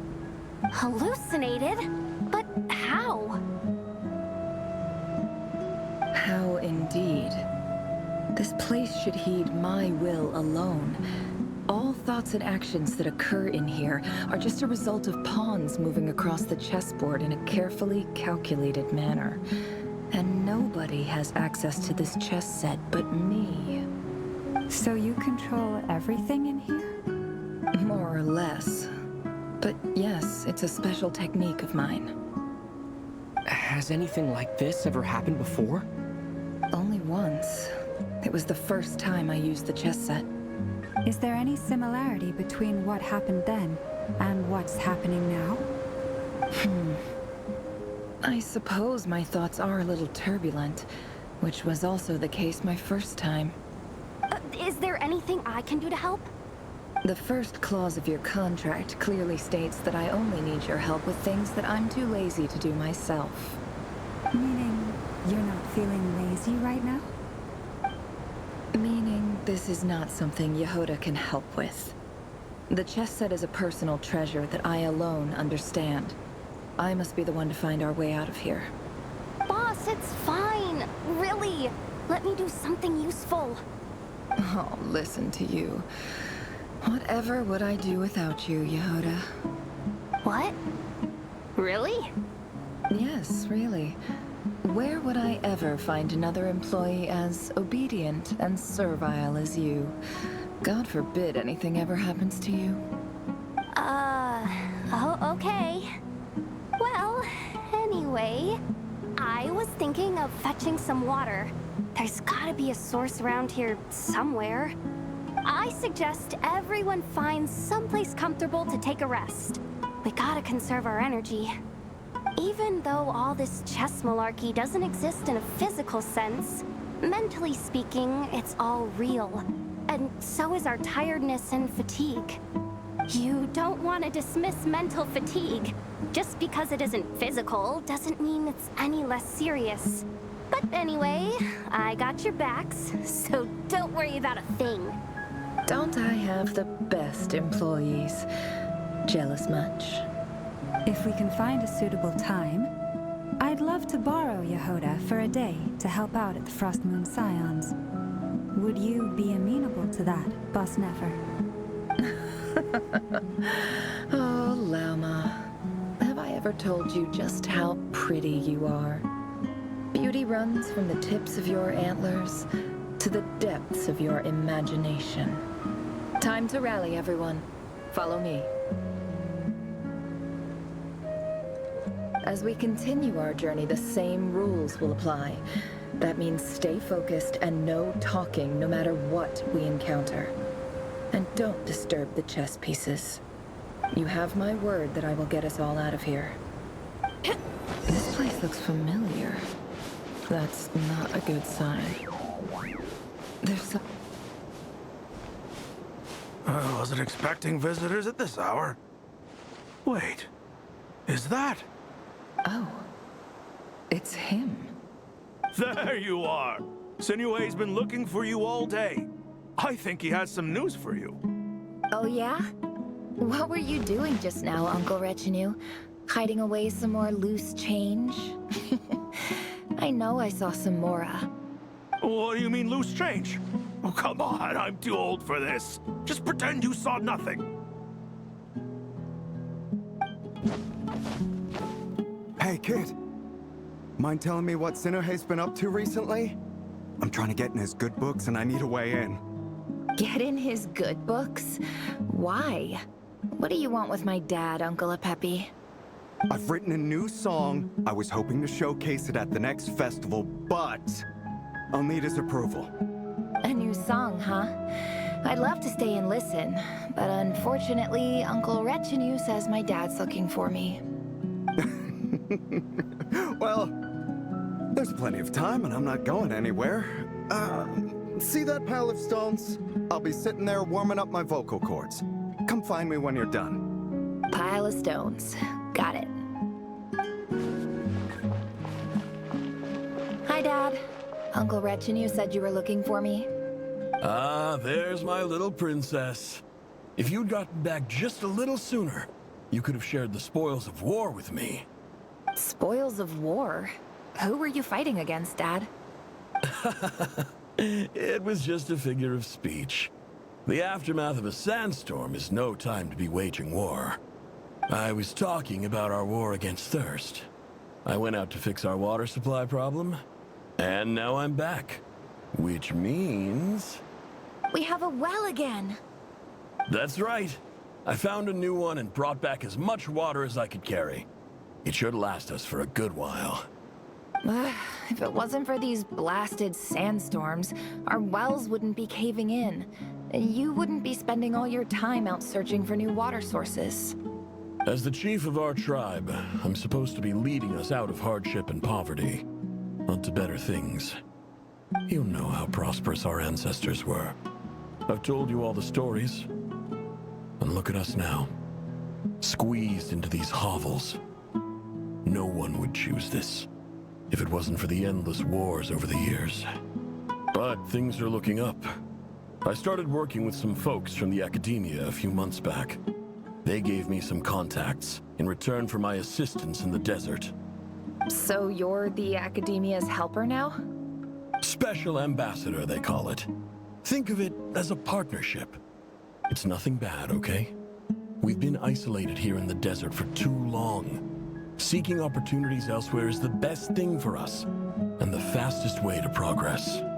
So, do you get anything good out of being a special ambassador?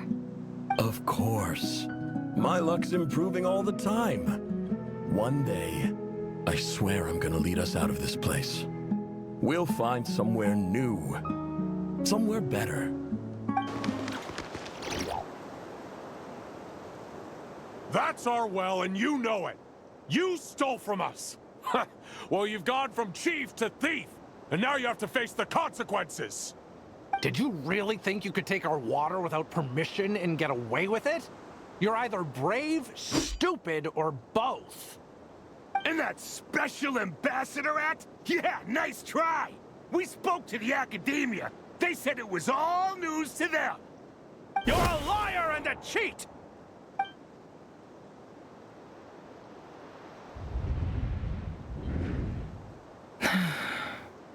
I heard Yehuda gasp, but I don't blame her. Most people are terrified by the sight of blood. Corpses strewn across the ground.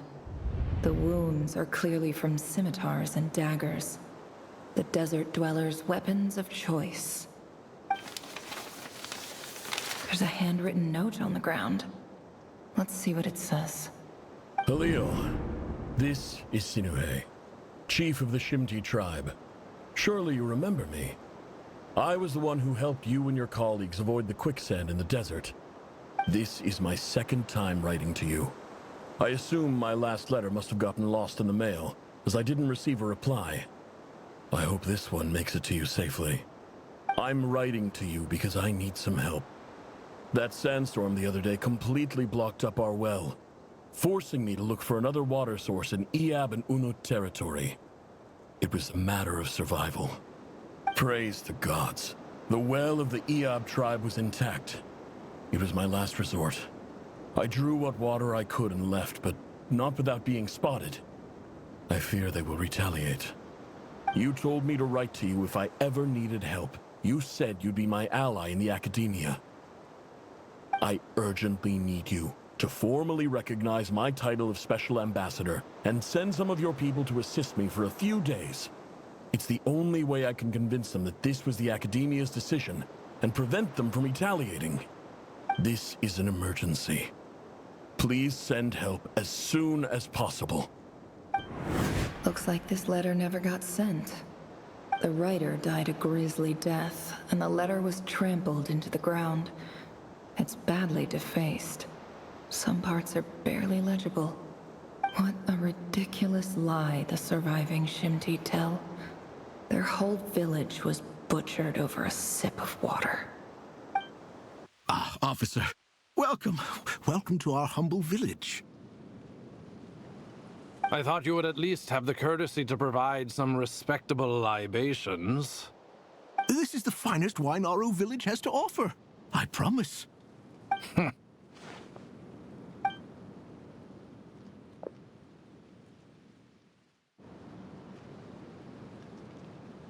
The Academia has agreed to reserve a single space for a candidate from your village. But I remain skeptical of this entire endeavor. I highly doubt anyone in this desert possesses serious academic potential. Please, have faith. If not in us, then in our God. The child we found shows great promise. I beg you, take her away from this place. Give her a chance. Don't let her talent go to waste. I don't recognize her. New arrival? She showed up here a few days ago and we took her in. She's a really bright kid. Please help. I'm begging you. So, where are you from? Nowhere special. Just a sand dune. What about the rest of your family? How many of you are there? Just the one. It's only you? Correct. So, no brothers, no sisters, no mother or father? Any who have slept on a bed of sand, I call my brothers and my sisters. Apart from that, I have no family. All right. Get over here. Sign your name on the form.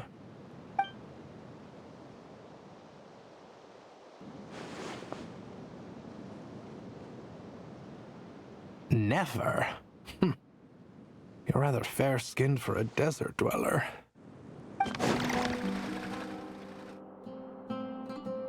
Nefer, this term's assignments have been issued already. Please read through the materials thoroughly, conduct your own additional research, and then write an essay on the topic. Yes, Professor, I'm aware. I just had a couple more questions I wanted to get your perspective on. Oh? Please, ask away. Well, I saw the other students' problem sheets, and I couldn't help but notice that my assignment is much easier than theirs. Do you really think I'm a weak student? A weak student? Goodness, no. Quite the opposite. You have a sharp mind. Almost too sharp. I think what you're saying is, a weak student wouldn't have noticed the discrepancy. And if they did, they certainly wouldn't complain about the lighter workload. You see, sharp as they come. You see things the way they are. And I'm sure you know why they're like that. Because of where I come from. Because I'm different. I'm sorry, Nefer. I don't like it any more than you do. It's just... Anyway, you said you had a couple of questions. What's the other one? I wanted to check. If someone sent me a letter to the Academia, where do I go to collect it? Ah, your family wrote to you. Well, as long as they put your name on the envelope, someone should hand it right to you. Not exactly. It's not even a recent letter. I was just curious where the mail would end up if no one collects it. The House of Dana, I expect. I know there's a box for unclaimed mail somewhere in there, probably sitting on a shelf. Whatever you're looking for, that'd be the place to start. Okay, got it. Thank you, Professor. Oh, don't mention it. Honestly, I feel like I failed you. I'm supposed to be your teacher, but I haven't taught you anything. Hey, don't say that. You're a great teacher, and you do your best for all your students. But the rules are the rules. You're not allowed to teach students like me. It's not just the Academia either. The whole world bends over backwards for the successful, and leaves the losers to suffer and die. Oh, my dear child. Don't tell me you've given up on life already. I haven't. I just think that if you want to make it in this world, you have to find a way to become successful. This must be it. A big cardboard box full of unclaimed mail. And probably some letters that ended up here by mistake, too. Let's take a look.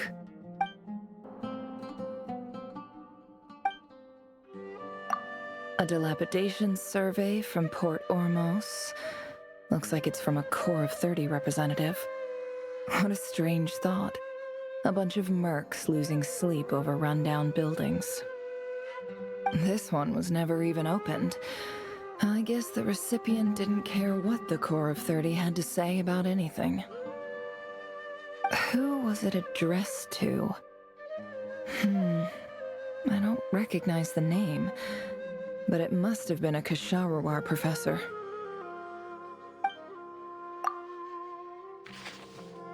This one is addressed to the Immorta Sage. The title is Changes Observed in Satyavada Life Symptoms. Why do all these letters read like full-blown dissertations?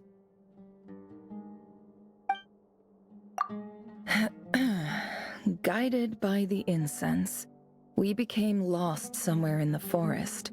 All the barriers between levels of consciousness disappeared as our minds soared around in circles, looking for a branch to seek refuge on. In clinical terms, these symptoms fit the description of incense poisoning. The Immorta Darshan strictly prohibits the use of hallucinogenic substances, but I believe there are still people getting away with it. For example, my neighbor who always breaks out into song and dance after using incense. This seems like something the academia would want to know about. Why wasn't it collected? Wait, what's this written on the back? It's so small. The note says, "The sender authored this letter while under the influence of mushrooms. I would send it back, but no return address was provided. Stamped by the Grand Conservator of the House of Dana."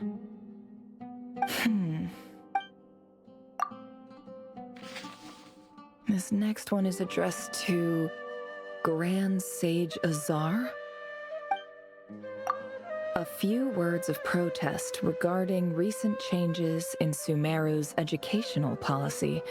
In recent years, the academia has taken on a small number of students from the desert region, as per the policy to this effect.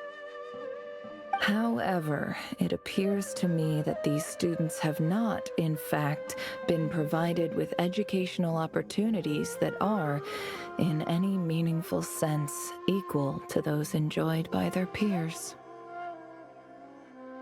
As well as receiving dumbed-down assignments and perfunctory tutoring, they do not even have full access to the Akasha system. Education is the fundamental purpose of this institution, which should go without saying in a nation whose founding virtues are knowledge and wisdom. I ask you, is the lip service we pay to the policy of education for desert students truly the standard of pedagogy to which the academia aspires? As Grand Sage, policy decisions are your prerogative, but do not forget your roots. You and I were once students too, as was everyone else in this institution. I do hope you will give some serious attention to this matter.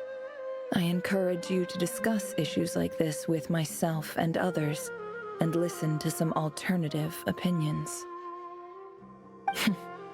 Great letter. Shame it didn't get to where it needed to go.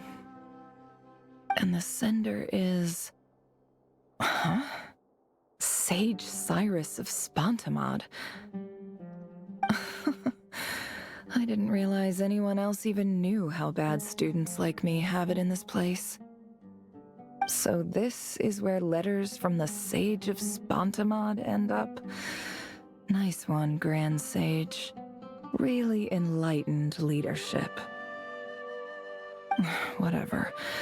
This isn't what I came here for. Moving on. I'm not exactly holding out hope that a letter sent from the desert would even make it here. But if it did, where else would it end up if not in this box? I can't believe how much discarded mail there is. Must have been years since someone last went through it all. And this is just one box. The whole house of Dana is boxes on shelves. I don't believe for 1 second that any human being has sat down and read through all the documents in this place.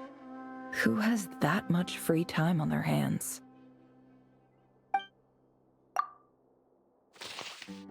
Wait, could this be it?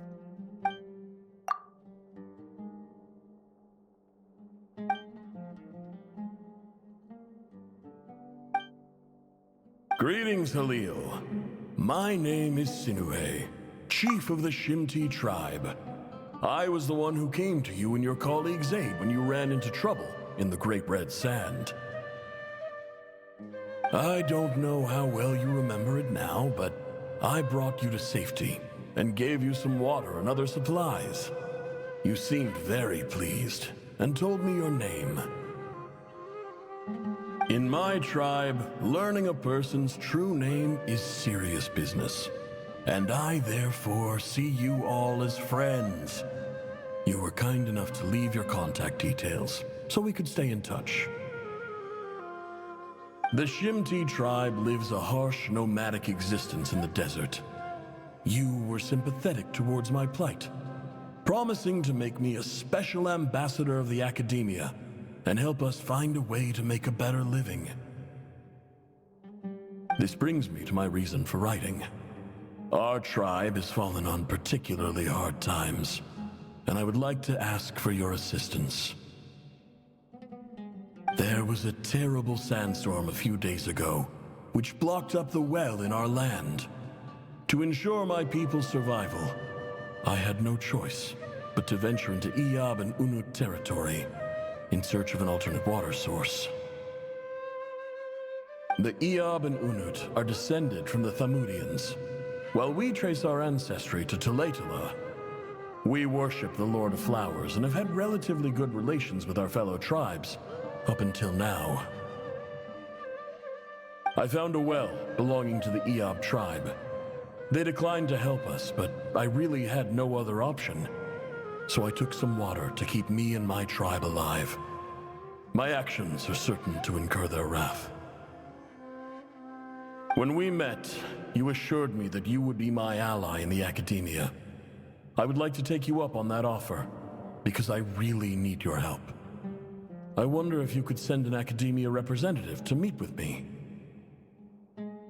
That aside, the last time you were here, you mentioned that the academia had started accepting students from the desert, and I told you a little about my daughter, Nefer. We have next to no resources here in the desert, and my power and influence are limited. Would you consider enrolling my daughter at the academia? She is a smart girl. I know she won't disappoint you. From the outset, the academia never took you seriously. Those things they promised were just empty words. I doubt they even remember the name Sinue. And you were so emphatic that your luck had finally changed for the better. You swore you'd lead us to a better place one day. You spoke with such conviction, like you were the most powerful chief in the whole desert. You liar. You lied about everything. You promised the world and delivered on none of it. And who fell for it? Just me, by the looks of it. Despite your best efforts. Which makes you a pathetic liar. You weren't even any good at it. I think I'll take over from here. Let me show you how it's done. I just came to say goodbye. Thanks for everything you've done for me in my time here. Nefer? You packed your bags. Where are you going? I'm quitting. Something's come up in my hometown. Gonna head back and deal with it. Huh? But this was a hard-won opportunity for you. You know that better than I do. It was. But it doesn't matter. I have more important things to deal with, and they can't wait. Oh, and I didn't want to overfill my bags, so I left some incense on your desk. What's wrong? I thought you liked incense. Although, I did read somewhere in the House of Dana that it has hallucinogenic effects. Don't use it all at once, all right? Isn't this the stuff you brought from your hometown? You're just letting me have it? But you said it's a rare and valuable commodity. Yeah, about that. I lied. It's not rare at all. There's this bunch of ruins near my hometown that are practically overgrown with this plant. It's not worth much.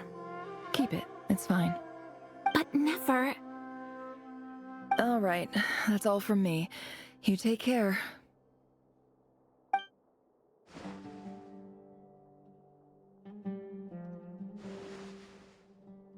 Don't forget me, okay? I mean, we're more than just classmates, right? We're friends. Yeah, I'll remember you. I lied again. That incense is worth a fortune, and it's a rare find even in those ruins. And as for remembering her, I have far too much to do when I get back. No time to reminisce. I'll be lucky if I even make it through this alive. But either way, I expect I'll forget you pretty quickly.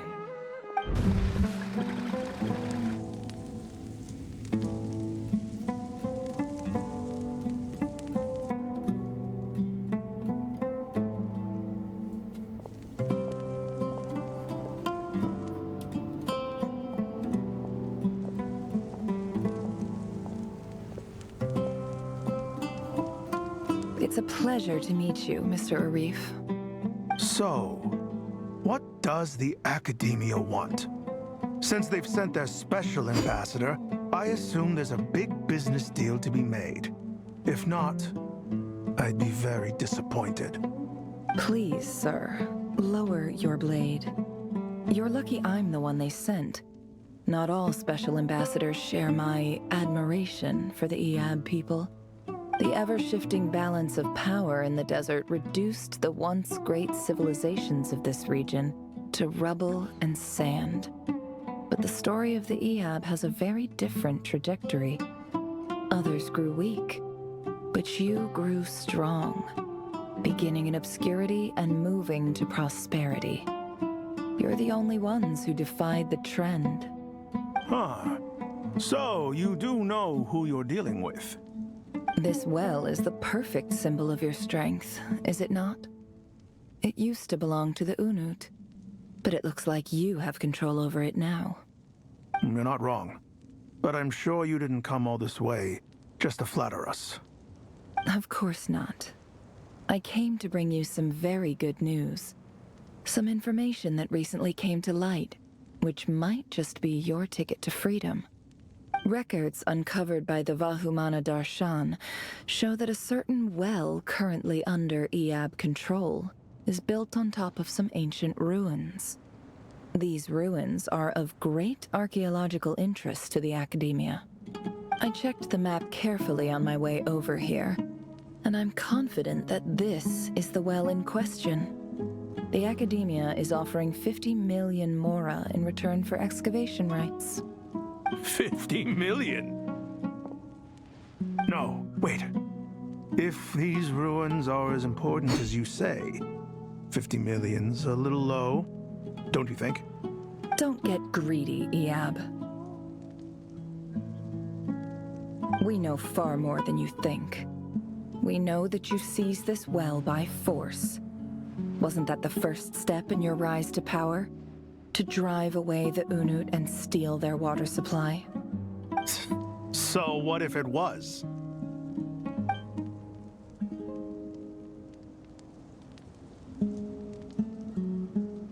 Don't worry. As unscrupulous as it was, it's something we're willing to overlook. The Academia is only interested in dealing with the de facto power holders in the region. I hope I am making myself clear. And I hope your words are the truth. If I find out the Academia is trying to play me, I'll hunt down every one of your people and make you watch as I cut their heads off one by one. I assure you, Chief, that would not be in your long-term interests. You don't want to make an enemy of the Academia. You see how I'm dressed, don't you? I appreciate that you've never been to the rainforest, but surely even you recognize an ambassador's attire when you see it. And what does a barbarian like you have to lose anyway? You really think the Sumeru Academia would bother to come all this way just to lie to you? We have more important things to worry about. All right, I take your point. The Academia is the highest authority in the land. I'm sure you're trustworthy people. In that case, we have a deal. We will sell you the excavation rights. I'd like to thank you, Ambassador. This is good news indeed. Excellent news. In fact, it calls for a celebration. Would you do us the honor of staying a while and enjoying some EAB hospitality? Gladly. I am partial to wine myself, and I trust you are as well. So let's indulge in a few drinks together, in celebration of this momentous occasion.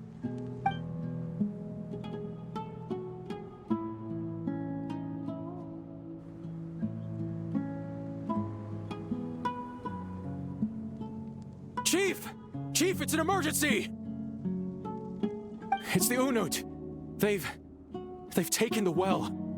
What? Well, don't just stand there. Take it back. Yes, Chief. I have every confidence in the EAB's military superiority, and yet... Well, what is it? The Unut's response was alarmingly fast. The day after we reach a deal, they seize the well. This can't be a coincidence. Perhaps there is a traitor in your midst. I don't think so. I am obliged to remind you, Chief, that the Academia will only deal with the de facto power holders. If you cannot regain control over the well, I'm afraid you won't see a single mora of that 50 million. No! Please, Ambassador, just give me some time. I swear the Unut will not get away with this. That well is ours, and so is the mora. Glad to hear it. I will wait here for an update. If there is a traitor, I will find them. In the meantime, make yourself at home. I'll report back as soon as I have an update. Much obliged. Wow. All it took was a few words and I've got him wrapped around my finger. What an amazing feeling. So, in summary, Ambassador, the Academia would rather negotiate with our tribe instead of the EAB, yes? The EAB are ruthless murderers who don't listen to reason. And now they have the gall to interfere in our research projects in the desert region. So let me ask you, Chief, if you were the Academia, what would you do? Kill them all, of course. Precisely. The Academia does not tolerate those who stand in our way. The EAB have held back our academic pursuits for too long, and our patience is wearing thin. At the same time, there is simply no way that the Academia can be seen to be intervening in desert affairs. I'm sure you understand where I'm coming from. We have our own rules out here. If the rainforest dwellers raised arms against a desert tribe, it'd start a bloody war. Right. We can't confront them ourselves, but we can support their enemies. The Unut have always had strained relations with the EAB, which makes you our natural allies. Natural allies. Weren't the EAB your allies once? You were quick to send them after us to protect your interests back when we stole that water. And now look at you. You're at each other's throats. Let me be clear. The Academia wishes to collaborate with the legally recognized rulers of the desert in this matter. We are asking for excavation rights to that well, and our offer is 50 million mora. Say no more. I believe we have an understanding. Good. Then I suggest you get to work.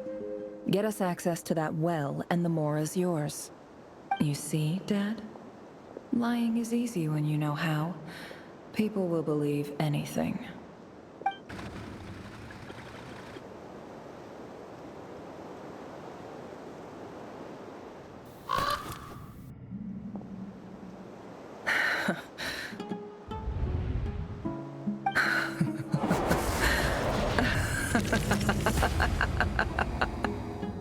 Look at yourselves. You may be vile, savage monsters, but your butchered bodies bleed like any others. You're no different. You're nothing special at all. The monsters who destroyed my home, they're just ordinary, petty human beings. What a joke. I think we're even now. Maybe I've even done the desert a favor. It's a better place without all these people around. Oh, Sinuhe, my gullible fool of a father. Perhaps if you'd been as ruthless as I was today, our tribespeople would still be alive. In this dog-eat-dog world, a chief needs to be tough to survive. But you couldn't do what had to be done. So I did it for you. Nefer, it's okay. All of this is in the past now. I believe I remember you promising to remain silent. Yeah, but even so... Yehoda, is there anything you can do to ease the tension?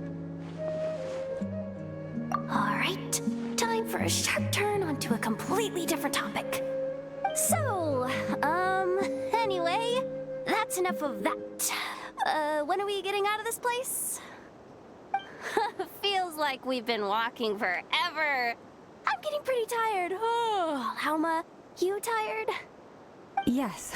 If we can find somewhere to sit down, I could certainly do with a rest. It's not far now. There should be a temple just up ahead.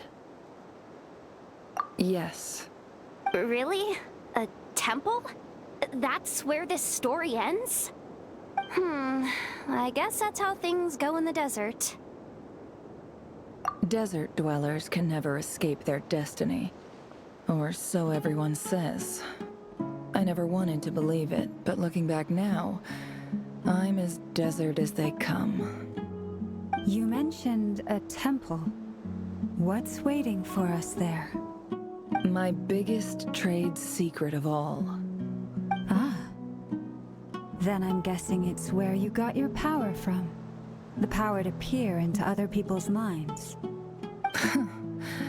I didn't know you were clued up on any other religions. I'm no expert in the history of Sumeru, but since you come from the desert, I would imagine it has something to do with King Deshret. Sounds impressive. Oh, I know who you mean. General Mahamatra Sino. The spirit of Hermanubis dwells within him. That's Boss Neff for ya. She knows everything. Sino's hardly a figure of obscurity, but I know about Sethos too. What about him? Is he a big deal or something? Well, he's not a small deal, let's put it that way. Please, this is the bare-bone basics. Save the flattery. Thanks for your patience, everyone. I'm sure it's been a lot to take in. With any luck, that's our exit just up ahead.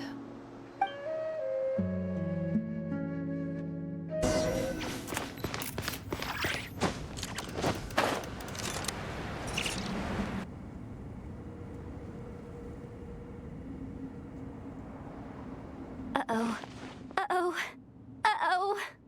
I'm totally out of my depth here. I don't have anything to add about any of this stuff. Like, look at that statue, for instance. I want to do the whole name-dropping, this girl knows her stuff thing too, but I've never seen anything like it before. A statue with the head of a bird. That's Thoth, the Ibis King, one of the 7 pillars of King Deshret. The legends say that he, the Crocodile King, and the Goat King were the 3 retainers of King Deshret. Let's take a look.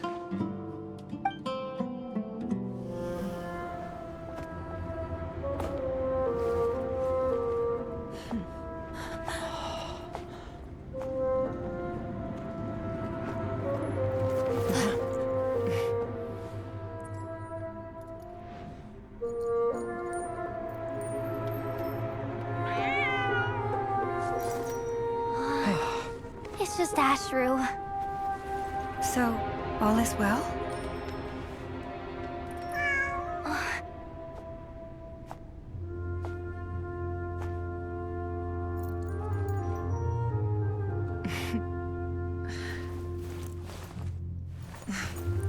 Typically speaking, at this point, the world disintegrates. Then we find ourselves back in the outside world. Besides, these are my memories. There's nothing to fear. You're sure? Of course. It's almost over.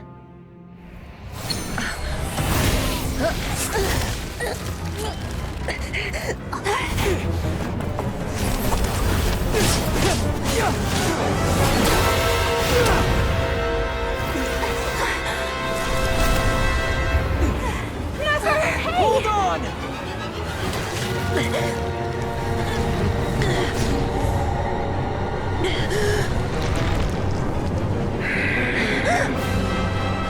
Knowing too much is always a death sentence. Speak for yourself.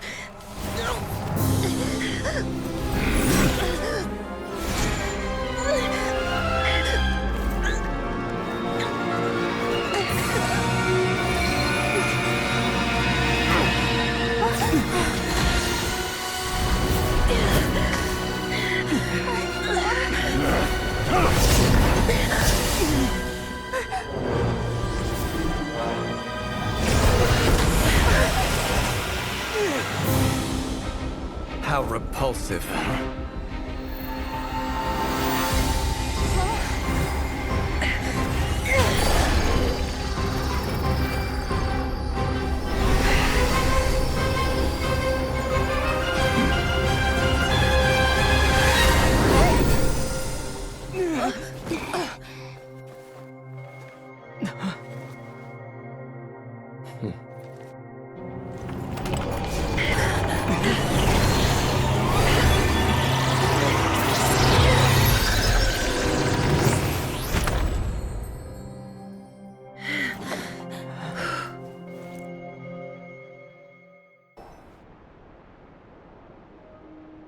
Timed that pretty well, didn't I? It's okay. I'm just glad no one was hurt. Paimon noticed you doing something too, Dainsleif. Were you helping get them out? Of course. When I asked Nefer to conduct this investigation, I was not naive to the dangers involved. I had a duty to ensure your safety. Good to know your sense of justice is still intact after all these years. I take that to mean that you saw the truth. That comes as a great relief. I certainly did. And thanks to your help, I also managed to trap Rerir inside the chess set. Whoa, really? How'd you manage that? Well, to be honest, I sensed that something was wrong long before we made it to the temple. By using this fragment to probe into Rerir's past, well, the monster formerly known as Rerir, it seems I alerted him. I was tracking him, then he caught on and started tracking me too. Can't say I'm surprised. But how did he track you through your thoughts alone? That shouldn't be possible.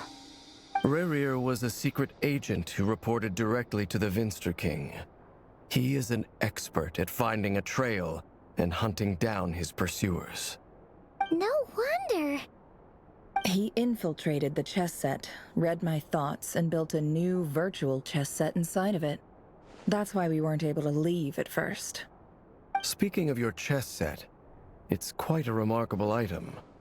Would I be right in thinking you have some connection to King Deshret? You overestimate me. I only have a connection with one of his underlings, the Ibis King.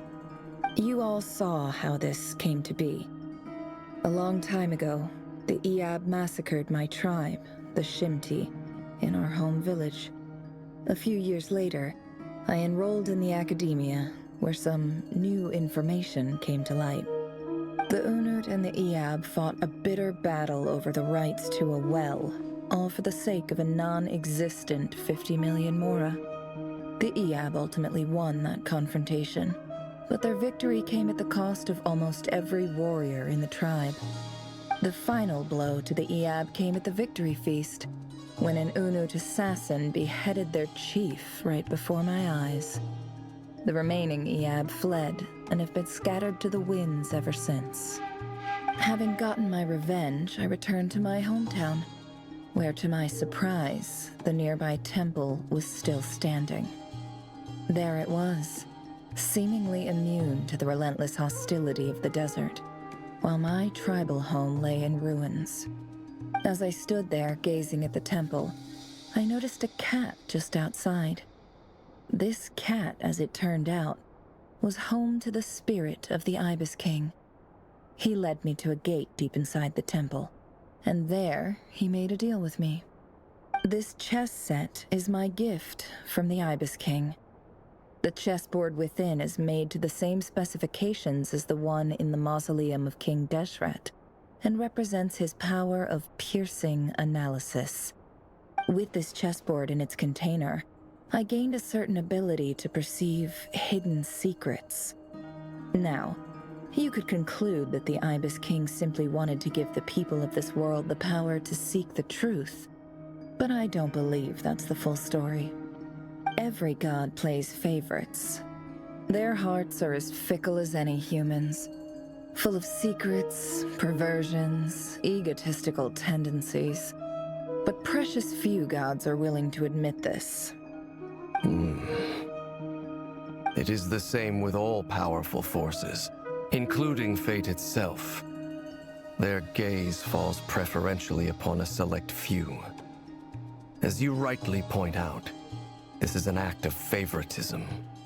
If you're alluding to the Abyss, then yes, I agree. Gather the others. It's time to share everything I've learned.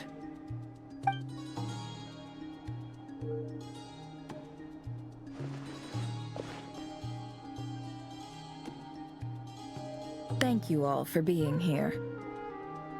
As promised, I did some further investigating into the Raker of Solnari's background.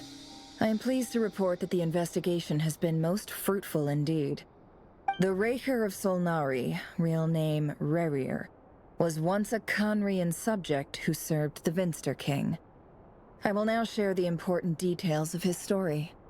Please save any questions or comments for the end.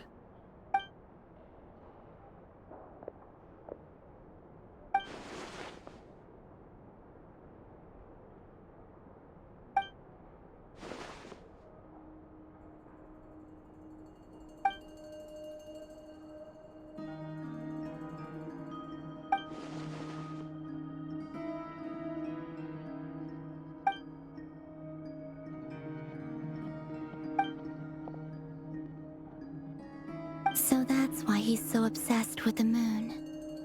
A tragic tale, to be sure. But it does not excuse his many transgressions. No matter how much Rerir suffered in the past, the fact remains that he is what we know today as the Wild Hunt, wreaking havoc upon innocent lives in Notcry. He becomes more dangerous with each passing day. If left unchecked, it is simply a matter of time before all of Tevat suffers the consequences. This is a threat that the Knights of Favonius cannot ignore. A question for Miss Columbina. Forgive me if this is presumptuous, but have you ever seen the spatial gateway that appeared in Rerir's memory? Never. But I have heard stories of something called the Moon Gate, and this seems to fit the description. Miss Lama, any thoughts on this? In the lore of the Frost Moon Scions, the moon is believed to hold many secrets. Some sources speak of ancient knowledge, others of a gateway to the unknown. The term Moon Gate is one I have heard before. But as is the case with all of our legends, there are no records of any first-hand witnesses. We cannot know whether it truly exists. Then back to Miss Columbina. As a moon goddess yourself, do you have some idea of where the Moon Gate leads to? Not at this stage, sorry. I do hold the power of the Frost Moon, and my strength is recovering well. I can sense that the gate would open at my command, but... But there's more to the power of the Frost Moon than that? Yes.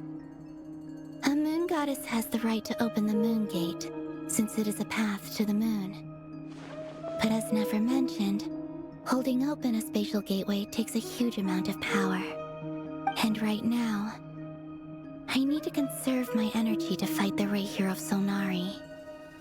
I'm afraid this is one mystery we may have to leave unsolved for now. I agree. Better to save your strength.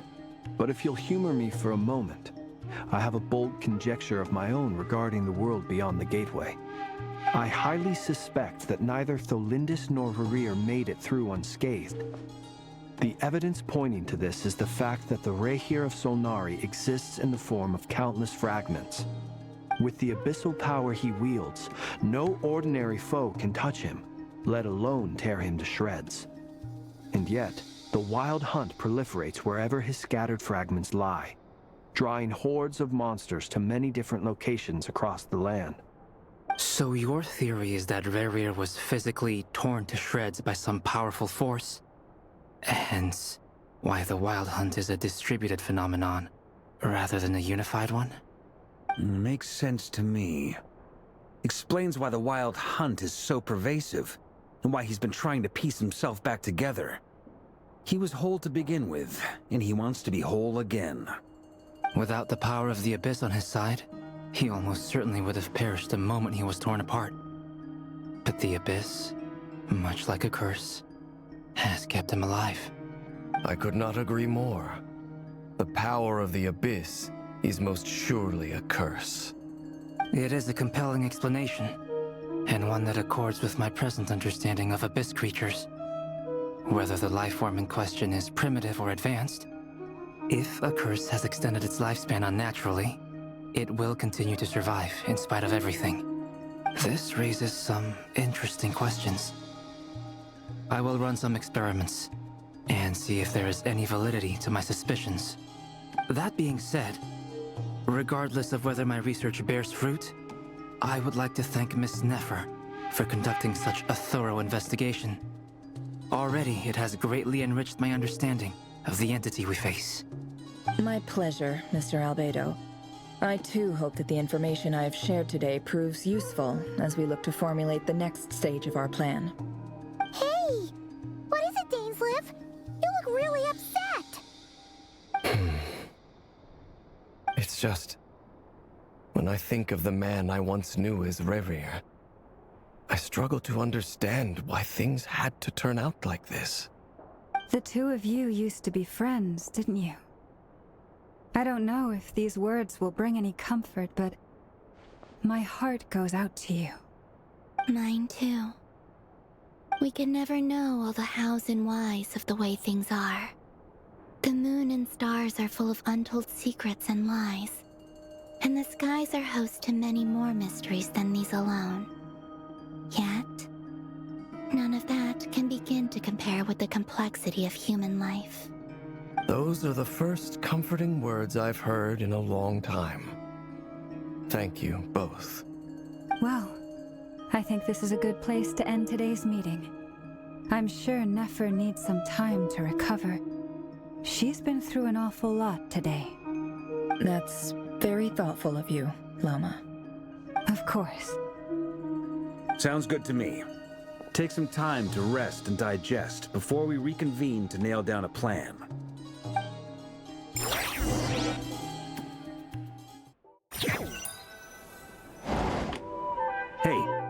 is this a bad time? Hope I didn't kill the conversation.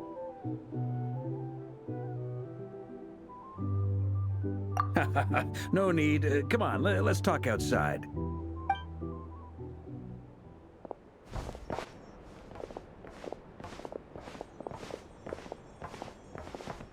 Anyway, Nefer went back to the curatorium to get some rest. But before she left, she shared some things with me that I thought you should be aware of.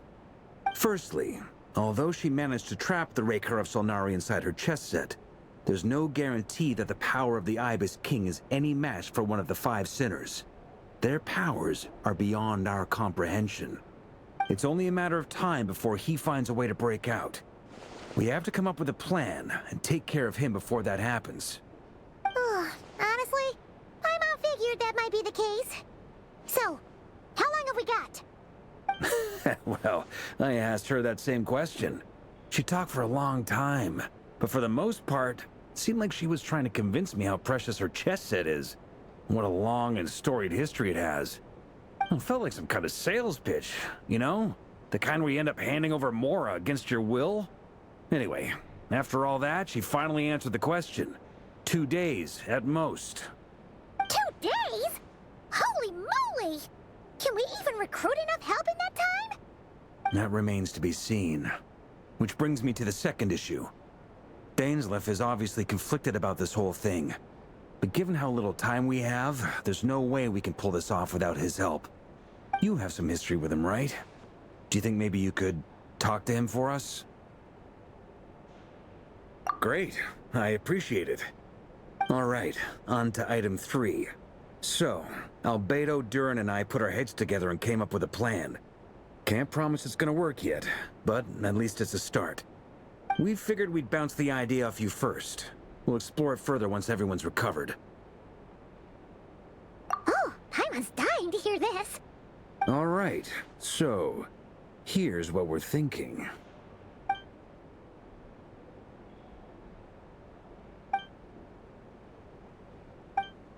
We felt a little uneasy about roping you into this. I mean, firstly, you're not locals, and secondly, none of us are your boss. You're well within your rights to refuse if you so choose. Roping us in? Why would you even say that? We know the stakes here. It's all of us against the Raher of Solnari, or none of us stand a chance. I choose my words very intentionally, I'll have you know. I like to think there's an art to striking a down-to-earth tone even when the stakes are through the roof. Sir Varka, I have a few thoughts about this plan. I'm all ears. I think we can be more flexible with how the roles are allocated. In my view, the most sensible lineup would be like this.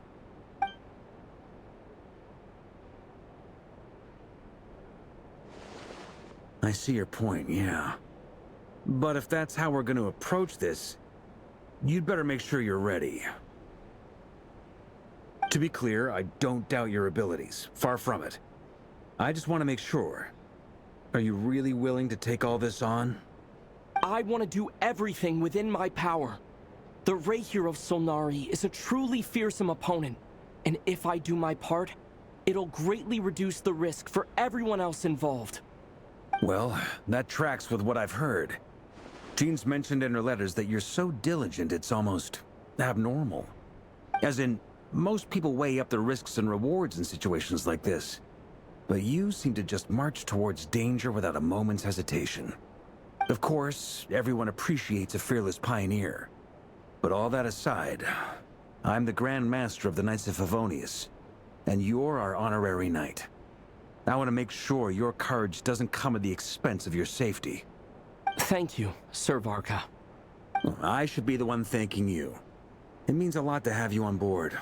I'll give some serious thought to your suggestions.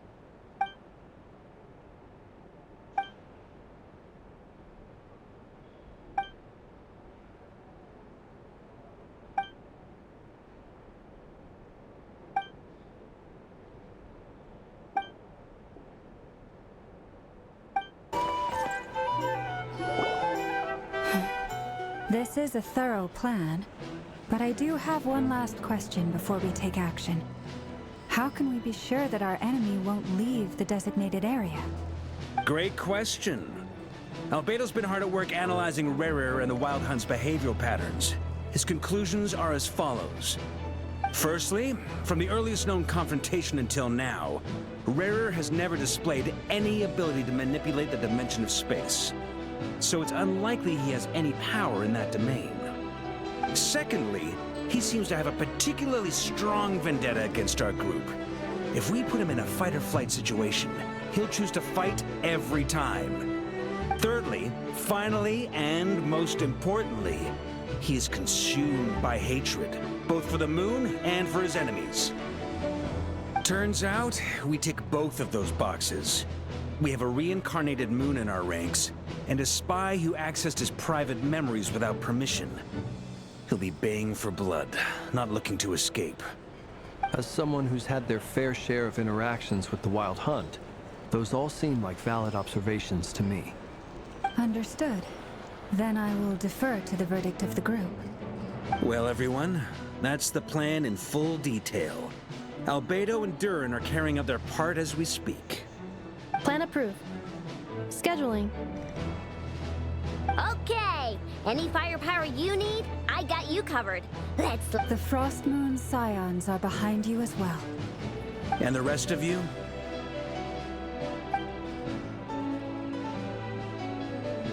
No objections? All right, then it's settled. This is the plan we're going with. Next up, an old tradition of mine. Anyone who wants to back out, now's your chance. Wait, we can still back out of this? Everyone says things they regret, right? I don't want anyone feeling trapped because their mouth said yes before their brain had time to think things through. A very people-first approach. I hear that's common practice in the Knights of Favonius. Who'd you hear it from? D-Luke? Shh. We don't use people's real names at work. This contact will be known only as Owl, please and thank you. This plan can only work if everyone does their part. Flint's and I will absolutely support it. We shall indeed. You'll be glad you accepted our help. Also, you are the last person I expected to see here, Miss Dory. It's not often I get called Dory in a work context. My peers usually call me Lord Sangamabe. So, the longer your name, the higher your net worth. Is that the idea here? In that case, Mr. Flint's here must be worth a fortune. That's right, I know your full name. It's... The walls are thin here. I'd appreciate you keeping that a secret. Okay, fine. I'm actually only here as a favor for someone else. Do you have any idea how much it would cost to hire me otherwise? Oh! Does this mean someone out there actually has the power to boss Dory around? It most certainly does not. We have a long-standing and mutually beneficial business partnership. She's actually the mom of a friend of yours. Said mom supplied me with a great little trinket, but now that lady's ruined everything. If I don't start building a little goodwill now, my whole business in Nodkai is gonna go down the drain! Okay. So what exactly is so special about this pendant? It's a lucky charm that a great mage made for me. We have a business relationship, and she was worried that something bad might happen to me. So, she wanted me to have something that can store power to protect myself with. I finally got it all fully charged up with Kuvaki, and then never went and used it all up at once! Never lost so big in my life! You're right. It was all my fault. I didn't mean to drain all the Kuvaki in the pendant, but I'll make it up to you. You will? Well, in that case, how about you give me your chess set, and we call it even? I knew you'd say that. Well, it's yours if you want it. In fact, take it now, and I'll even throw in a free Raker of Solnari. Deal? You're putting me in a difficult position here. It's a very useful thing to have around, but I have a funny feeling it won't be around much longer. I guess we'll see in a couple of days. Looks like bankruptcy for me. Hey, don't be so pessimistic. See this through and you never know. You might find a new business opportunity on the other side.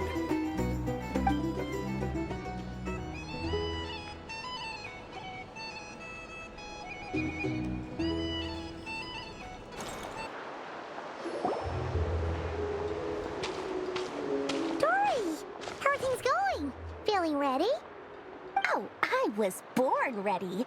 We only have 2 days. You think Lord Sangamabe would let an opportunity like this slip by? Don't forget, when something's in high demand, the people with the goods on hand get to charge the highest price of all, even higher than the sellers taking advance orders. Ta-da! See? It's right here. It's so pretty. Did you make it? No, I have a supplier. We go way back, so he made me a very attractive offer. Aha! No wonder you were talking about lucky charms at the meeting. You've been getting Kami to make them for you. That's not the full story. It actually started a while back as a project between me and the Dendro Archon.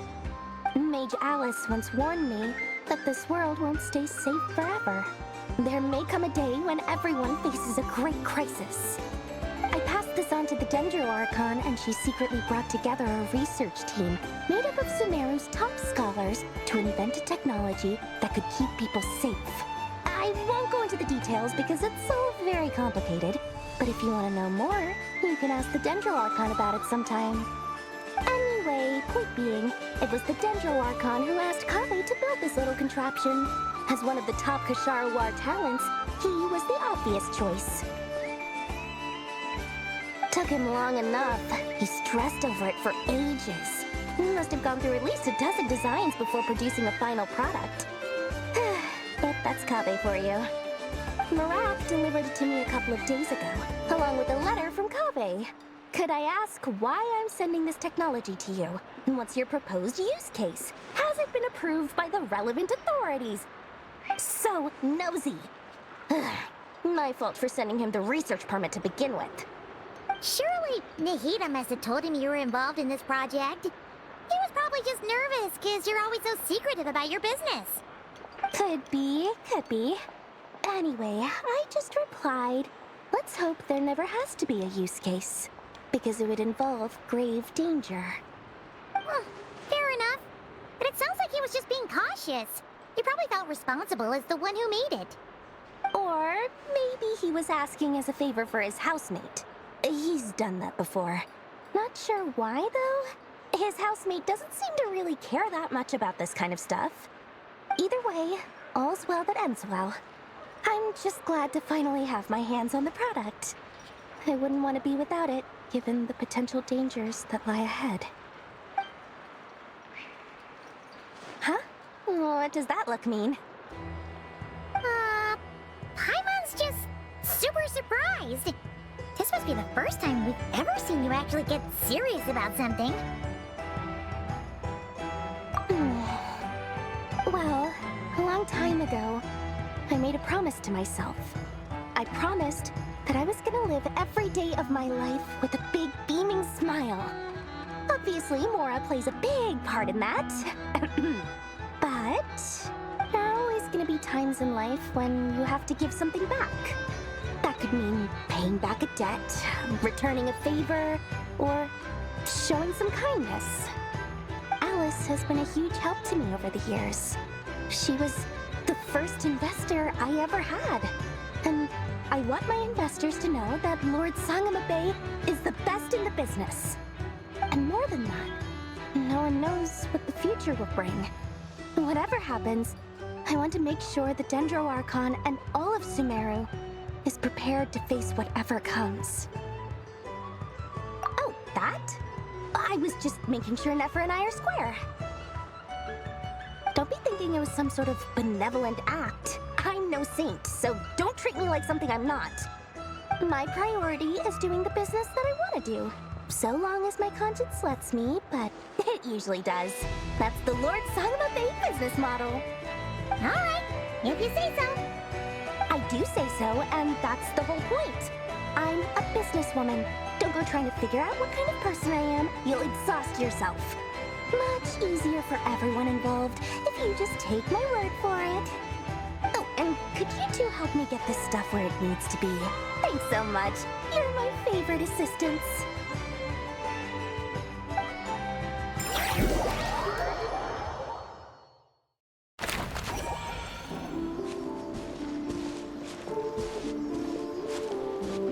Traveler, Paimon, it's good to see you. Everything going smoothly over here? Sort of. As you're probably aware, Varka, Durin, and I captured some abyssal creatures from the Wild Hunt. Per the plan, we dissected and analyzed some samples of these creatures. The process went very smoothly. The findings, however, come with some troubling implications. What? You can actually dissect the Wild Hunt? That depends on your definition of Wild Hunt and dissection. Harmless, lifeless. These words are accurate descriptions. The Wild Hunt is an interesting phenomenon. In and of itself, it doesn't seem to possess anything akin to a human personality. But taken as a collective, the medium through which the Wild Hunt is summoned does appear to have a soul. Master griped a lot about the wise Horoptetyr, and seemed somewhat fascinated with the foul Certology. But she barely mentioned Rerir at all. I don't think that was because of his lower social standing, though. Anyway, it's a pity. I should like to hear her thoughts on the nature of the lifeform he has become today. It's a strange mix. The furious energy of an abyssal being channeled through a fractured physical existence. A consequence of being torn apart by an unknown power. Perhaps the only explanation for his survival in this state is that he sacrificed a degree of individuality in exchange for a continued existence. Oh, sorry. Once I get talking about interesting research, I have a tendency to go on indefinitely. Back to our research findings. Essentially, they confirm my hypothesis. Rerir's corpse is completely contaminated by the Abyss, and the effects are irreversible. You could think of this as Rerir in mutated form. But in my view, even that would be inaccurate. In reality, his whole being has been consumed by the Abyss. In other words, he is now nothing more than a manifestation of abyssal power. Unfortunately, at present, we have no means of completely eradicating abyssal power. Hence, we cannot fundamentally destroy the Reihir of Solnari either. Oh, that's terrible news! So, that's it? We can't defeat him? Not even if we get the power of the Three Moons? Miss Columbina's situation is a difficult one. She can never achieve wholeness when the world does not accept her presence. It's as if her creator banished her to a place she can never be accepted. It means she spends most of her energy just on her own survival. Given the circumstances, it's only natural to despair. But we must see this plan through to the end. Time to kick off the backup plan. Oh, Paimon almost forgot! This is for you. Dory asked us to bring it. Ah, how wonderful. Well, thank you for making the trip. Durin and I will be heading off shortly. I'm sorry I won't be there to protect you in person this time. Please be careful. All right then. Stay safe.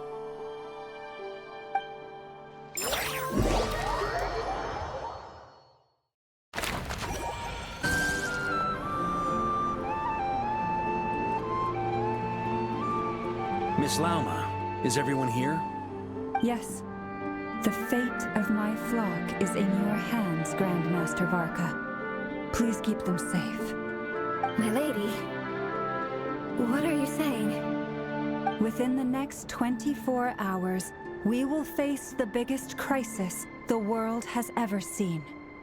This is not a burden that we deserve to bear, but I believe that we reap what we sow in this life. So I intend to act. I must do what I think is right. For me, that means fighting for the future of Nodcry. This gentleman is the Grand Master of the Knights of Favonius, Varka, Knight of Boreas. In my absence, Please follow his lead. Hey, everyone. Guess I should introduce myself. Well, to start with, I know my way around a battlefield. The biggest strengths are honesty and hard workingness. Anyway, point is, I don't intend to let Lauma down. I'm gonna do everything in my power to keep every last one of you safe and sound.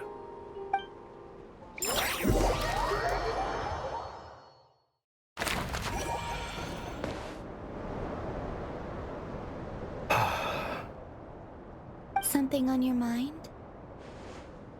Miss Columbina, was it? I believe that's how the others addressed you. That's right.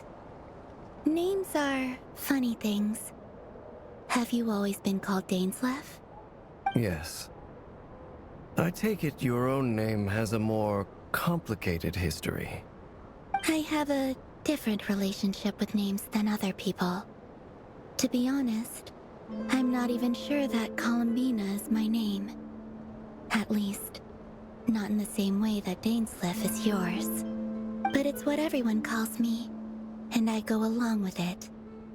A lot of my life has been that way. I get so used to things that I forget to question why they are so. I never used to think much about where names come from, or what they mean to people. Maybe something's wrong with me. You're different from other people. I sensed it the first time we met.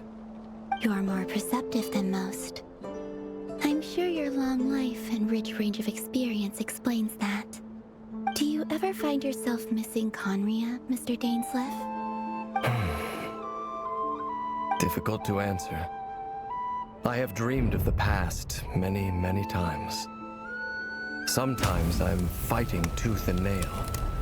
Other times I'm lying on the ground, defeated. I don't recall any happy moments from that time. It has been too long. Is that because hatred survives longer than love and affection?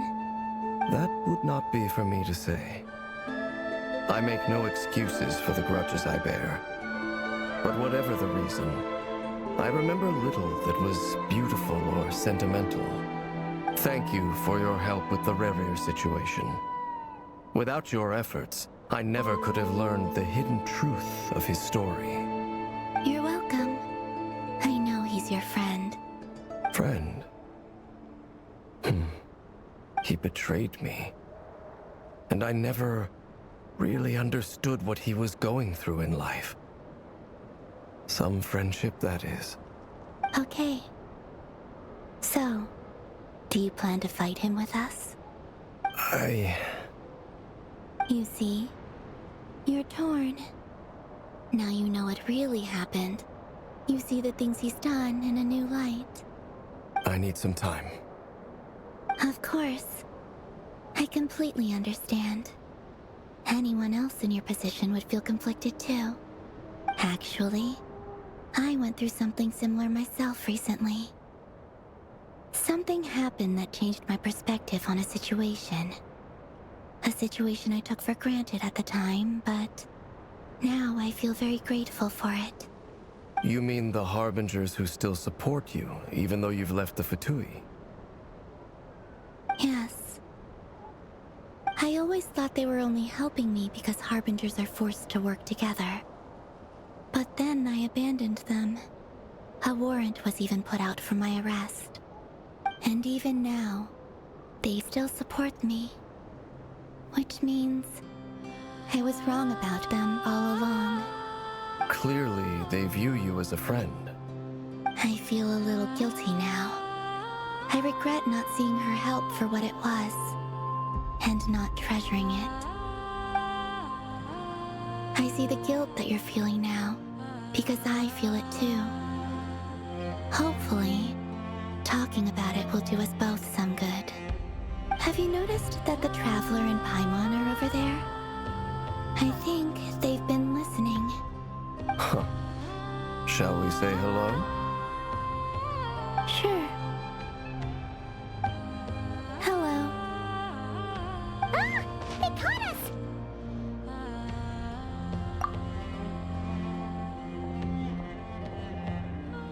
I apologize for making you worry.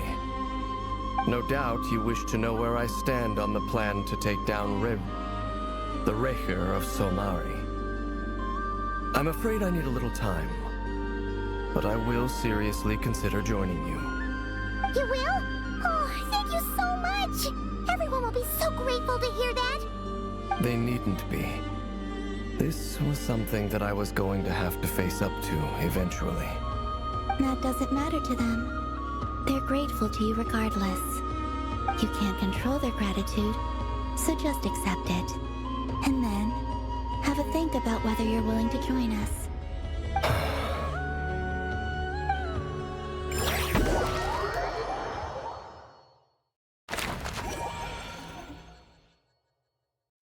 It's nearly showtime!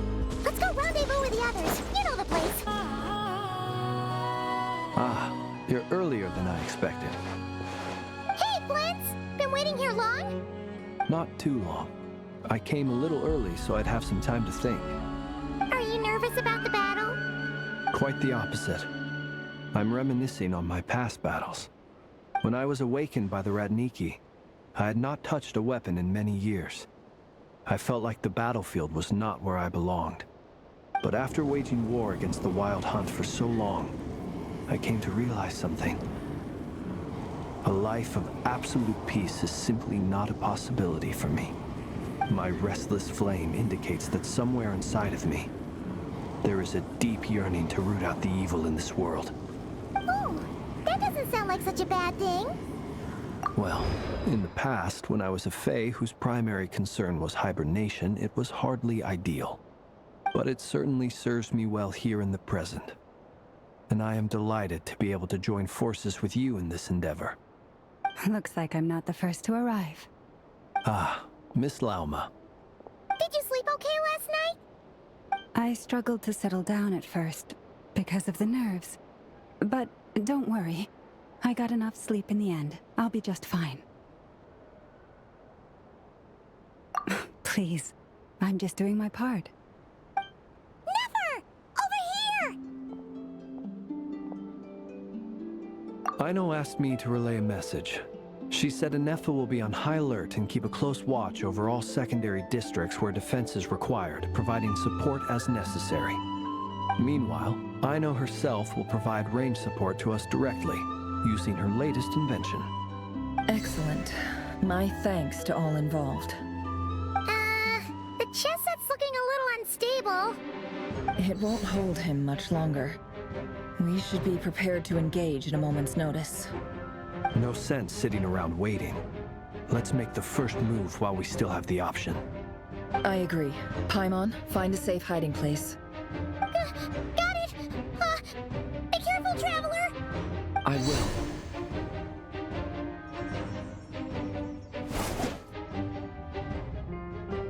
Everyone, take your positions as soon as the battle starts.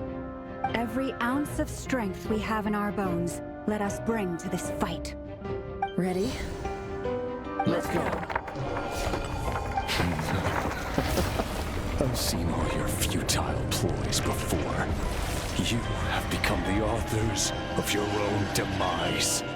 I wouldn't be so sure about that. You are merely a moment of sport before I tear down the moon.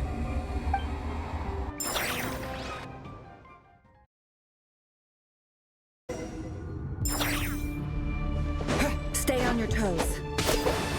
Yep. Let me help you guys. It's this!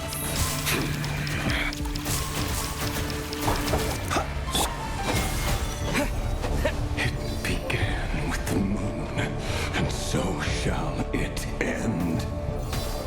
The moon will protect you.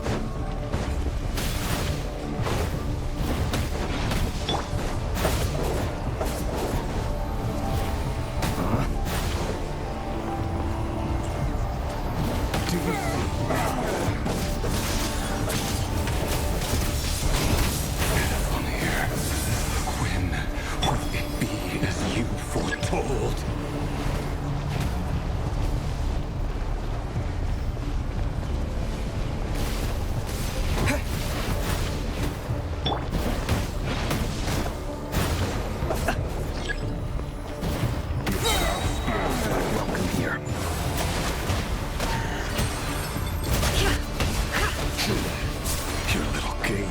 heroics is over. Move! Who wants to go first?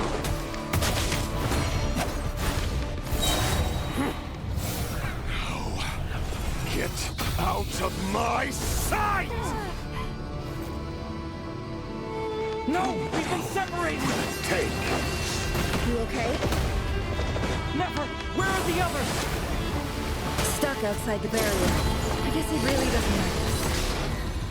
I told you before, knowing too much is always a death sentence. Be careful what you wish for.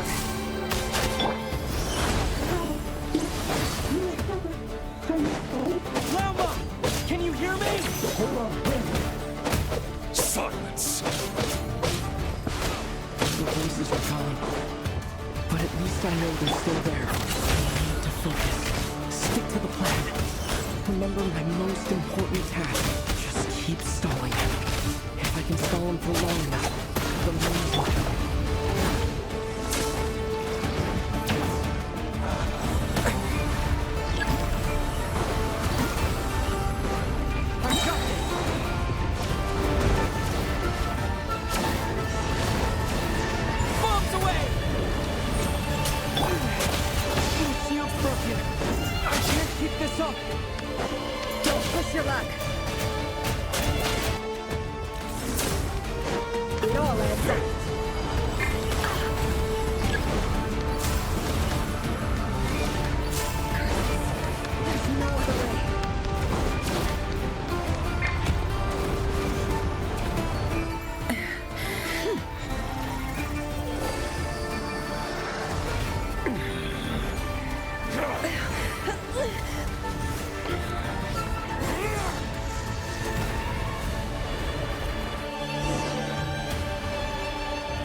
The only way to defeat Rarer is to borrow his own power.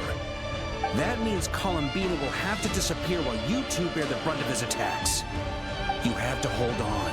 Find a way to keep him focused on killing the two of you.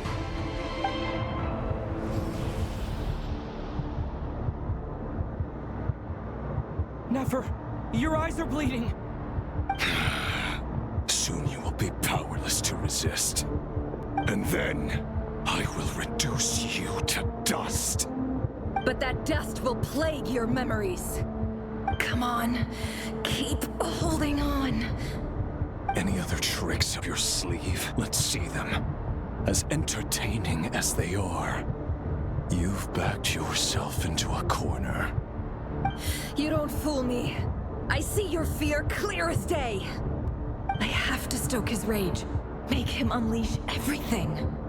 You fear what you could never defeat. You fear the thought of never being able to save your beloved. You cannot win the fight against fate, Rarir. Is that what you think? Well, now it's your turn to feel afraid!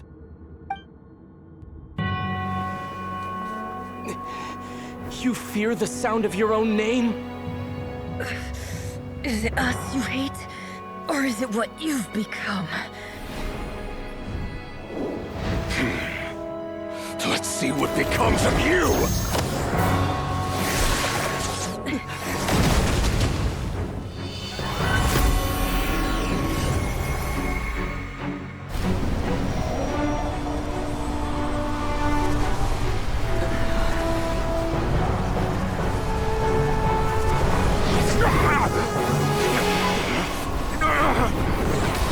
What's happening?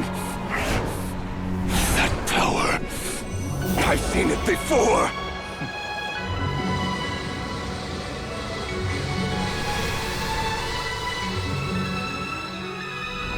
His power is on another level.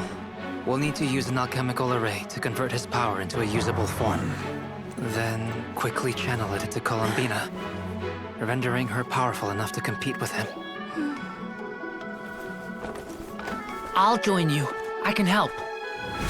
If I release enough abyssal energy into a confined space, it'll create a potential difference, allowing us to extract a huge amount of elemental energy. Next, I'll synchronize with everyone's minds using pyro, then give you temporary access to their abilities and fields of view.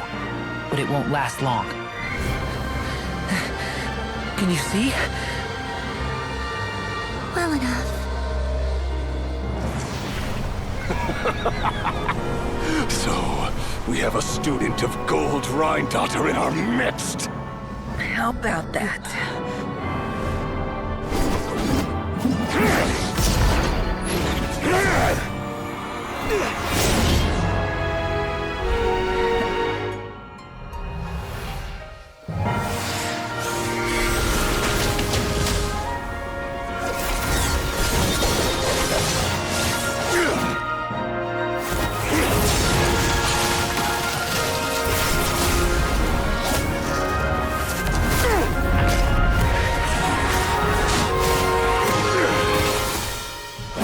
You use my own power against me?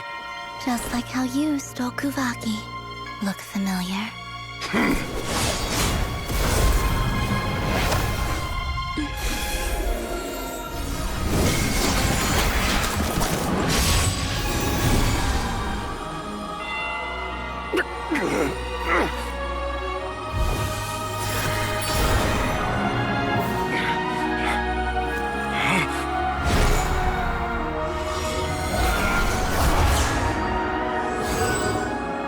Don't you realize? You don't have the power to hold that gate open! I don't, but someone else does.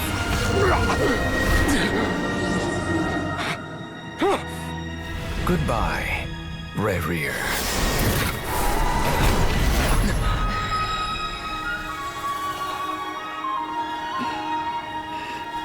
We won.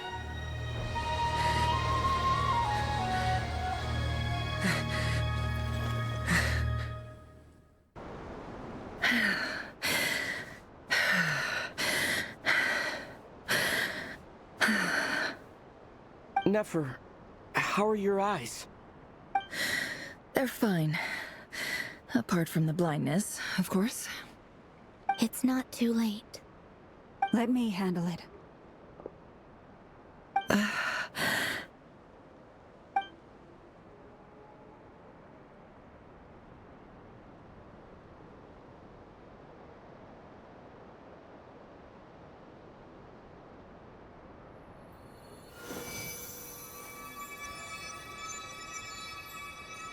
Miss Nefer, it's not like you to lose your composure. That was the most reckless thing I've ever seen you do. Reckless how? The situation was critical. Our lives were at stake. We had to do something. Even so.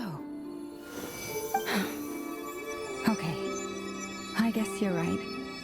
Under the circumstances, it was a wise decision. You traded your eyes for an incredible victory. In business terms, I suppose that's a huge return on investment. I'd be hard-pressed to argue otherwise. Still, I don't like this outcome, and I don't want you to lose your sight for good. People suffer when they make sacrifices they shouldn't have to make, whether that means faith, strength, or in this case, your ability to even see. I had hoped you could win without sacrificing so much as a single hair on your head. Thank you. Really. All done. Don't try and open your eyes just yet. We'll see how you're doing in a couple of days. Until then, please follow your recovery plan to the letter. I'll send full details through Yehoda. For now, just get yourself home, relax, and rest.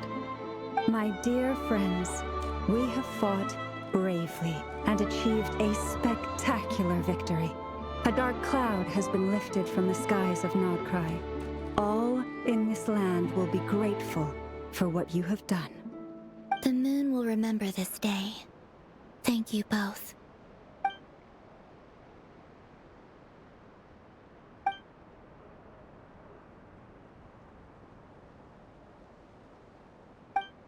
There's something I want to let you know. What is it? When Durin connected everyone's minds so I could access their powers, I also felt everything they felt. And since Nefer's eyes were injured, my eyes are hurting now too.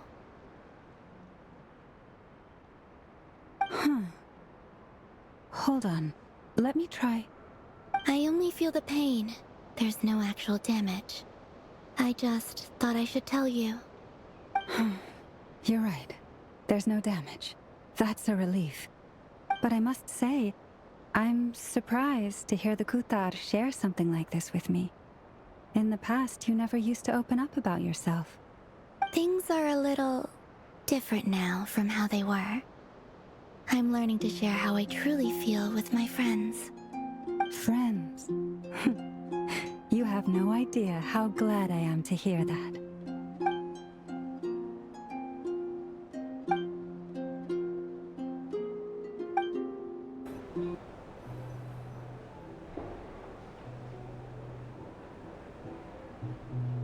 Yay! You're awake! How are you feeling? Any aches and pains? Did you sleep well? I'm doing all right, Paimon. No need to worry about me. Phew! Well, that's good. Paimon's been sitting on the edge of the bed worrying about you for ages. You slept a whole day and night. Poor Paimon had to eat all by her lonesome. Glad to hear you didn't starve. How was the food? Well, it wasn't the same without you there to share it. Honestly, Paimon just can't relax when you're not your usual self. She couldn't enjoy the food and settle down to sleep. Well, I'm back to normal now. Oh yeah, and Albedo swung by earlier. He said to tell you to head to the tavern when you woke up. Varker and the others are organizing a victory feast and they want to celebrate with you. He also dropped off some medical supplies, but you seem fit as a fiddle, so guess you won't be needing those. If you're feeling up to it, let's head over now. Wouldn't want to keep them waiting.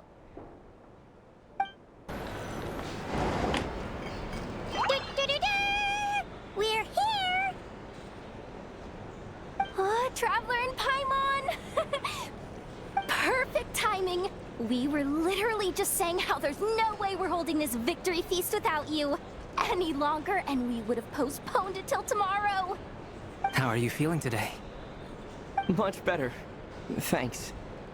Don't worry about me. Relieved to hear it. If that changes, just let me know. Happy to check you over at any time. Yep, we're here for you. Anything you need, just let us know. Oh wait, where's Nefer? How are her eyes doing? Nefer's right over there. I'm sure she'd love to catch up with you. Nefer! Traveler, Paimon, are you recovering well? Turns out that moon chanter has some real talent after all. My eyes were mostly recovered after just a couple days rest. I can actually open them again now. Yeah, but you gotta be careful. Lauma says not to strain your eyes while they're still healing. Yes, thank you. I'm well aware. Yehoda, could I borrow you for a moment? I could do with an extra pair of hands. Oh, sure. Coming. Did you hear that? I gotta go help Lauma for a second. You guys chat among yourselves. I'll grab us some drinks on the way back. Paimon, you still like them sweet? You bet! Make it extra sweet, because Paimon's earned it. Sure thing.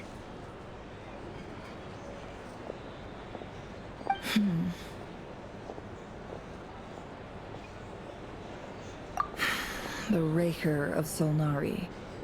Kind of a snake, don't you think? No, definitely a snake. A poisonous one who spewed his venomous hatred everywhere. Anyone who seeks revenge out of hatred for other people has become a snake. That's something my dad used to say. Perhaps. I'm sure it sounds like a very wise and open-hearted perspective to your ears. But me? I think hatred is a perfectly justifiable emotion. What else is left when everything you depended on in life gets stripped away? Something's gotta fuel that drive to keep on living. If you're worried about me, you can nip that in the bud. I'm not someone who gets stuck in the past. It's just, I suddenly feel like I was wrong to call my father a liar. He was just a fool. That's why the Academia turned their back on him, and why the other tribes ganged up on him. Oh, Father. How much better things could have been if you were a skilled liar. Look at the Ibis King. Thoth is a fiendishly cunning liar.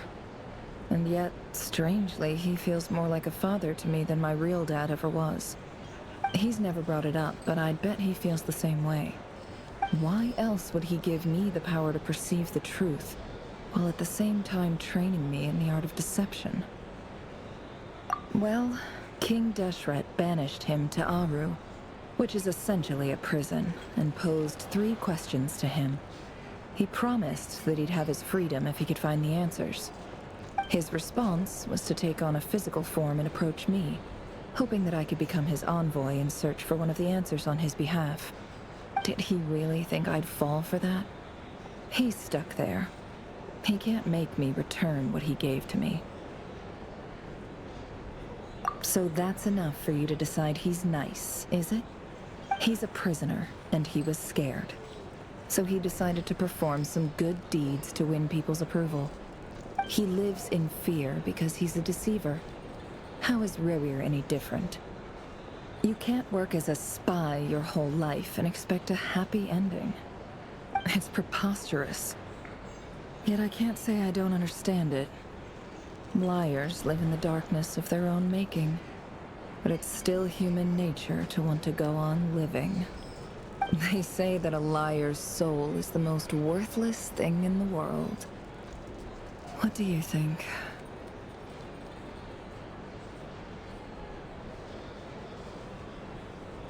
Oh, really? Well, it takes a very kind person to find compassion even for liars. If you ask me, the soul of a liar really is worth nothing, because all they care about is themselves. For example, when something good falls into my lap, I don't go sharing the news around. Stops other people trying to steal it from me.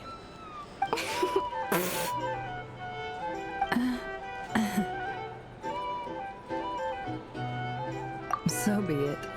They have sharp ears. I can't keep anything from them. Wow, is that what it looks like? Well, you all know my past now. And I can't simply eliminate everyone who knows too much. So I guess I just have to put up with you. For the foreseeable future, at least. When you find yourself in a situation you can't control, the safest play is to keep calm and start monitoring everyone involved like a hawk. In the intelligence world, you need to have a sense of perspective and play your hand accordingly. If you understand what's at stake, please ensure my secret is safe with you.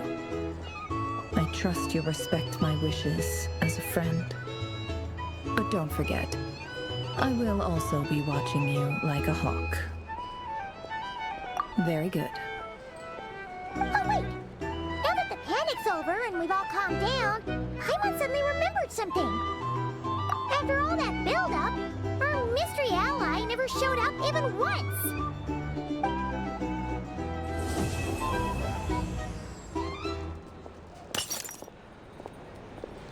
Huh? Am I imagining things? So, that close colleague who stayed behind with you? What's he been up to recently? Don't know, don't care. I get more normal human interaction from hanging out with Bosco Toot than him. Although, now you mention it, he hasn't bothered me in a while. I wonder if... If he's disappeared without a trace, it's the biggest gift he ever gave to the world. But I somehow doubt that's what's going on. He won't lie low forever. So we'd better stay on guard.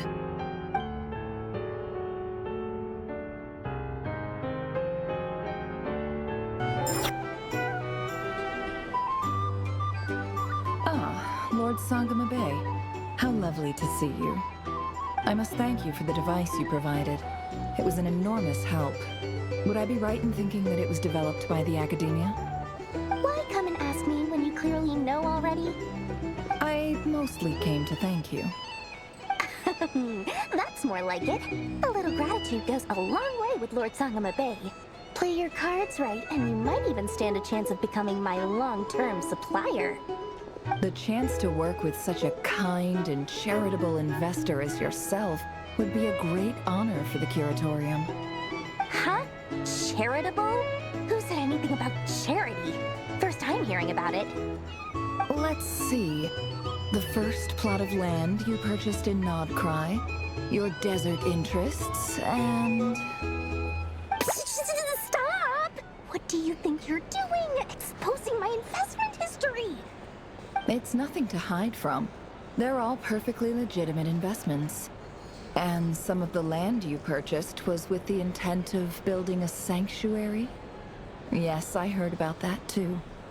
How did you... You're a curious case, Lord Sangama Bay. You don't like people finding out about your good deeds, do you?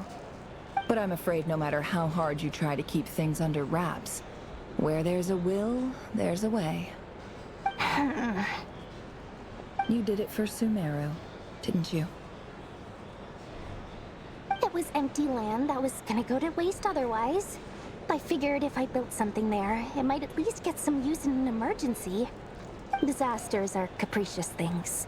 They strike without any warning. I've lost family to a disaster before, and I don't want to lose any friends or business partners if I can help it. My elder sister used to dream of finding a sanctuary. Somewhere with plenty of food, water, and medicine. Where everyone could live happy lives. It was something I looked into, but after discussing things with the Dendro Archon, I decided on a more effective strategy. The tech people handled the tech, and Moneybags provided the Mora. It just made the most sense. It's a pity that so few people know the truth about you. Everyone says that you view everything in terms of Mora, and all you care about is growing your own wealth. So, what's the problem with that? Everyone wants to be rich. It's human nature. So yes, I love Mora, and it's nothing to be ashamed of. But surely you have dreams of your own beyond just making Mora. You don't get it, do you? My dream is to invest in other people's dreams. And, you know, make a nice little slice for myself along the way. Just thinking about it makes me happy. That sweet, sweet sound of Mora. Thank you. For the device? And the pendant. Oh, that. I was just returning a favor. Don't worry about it. Seems like we've both been away from home for a very long time. Yeah. So long that I barely remember what my family even looked like. That would be your mother, father, and sister? Yeah, though it's been years since my sister passed away. It's not like I want to forget them, obviously, but memory can be even more ruthless than the most calculating business person. Beyond a certain point, if something isn't helping you, it just gets rid of it. My sister can't help me now. Slowly but surely, her face is fading from my mind's eye. It's become a vague impression. Not everything will fade. When loved ones pass away, the beautiful memories are the ones that last the longest. Yeah, that's true. If you ask me, that's the one silver lining in all of it. Well, that, plus, I'm sure that life is much better now than it was back then. Oh, absolutely. I have tons of Mora, a big beautiful house, business is booming, and I'm as happy as can be. You've got a lot going for you too. Boss of the Curatorium of Secrets? I'm sure there's plenty of Mora to be made in that line of work. I appreciate the vote of confidence. How have you been holding up? Any adverse reactions? If you start to take a turn for the worse, make sure you tell me right away. You don't need to worry about me, Grandmaster. I'm fine. I mean, I barely did anything, so... What? You're too humble, young man. You played an indispensable role in the battle for Nodcry. We can't thank you enough for your support. Sometimes, When people praise you, it's because you deserve it. The best thing is to accept it calmly and with grace. It's important to learn how to respond to words of admiration.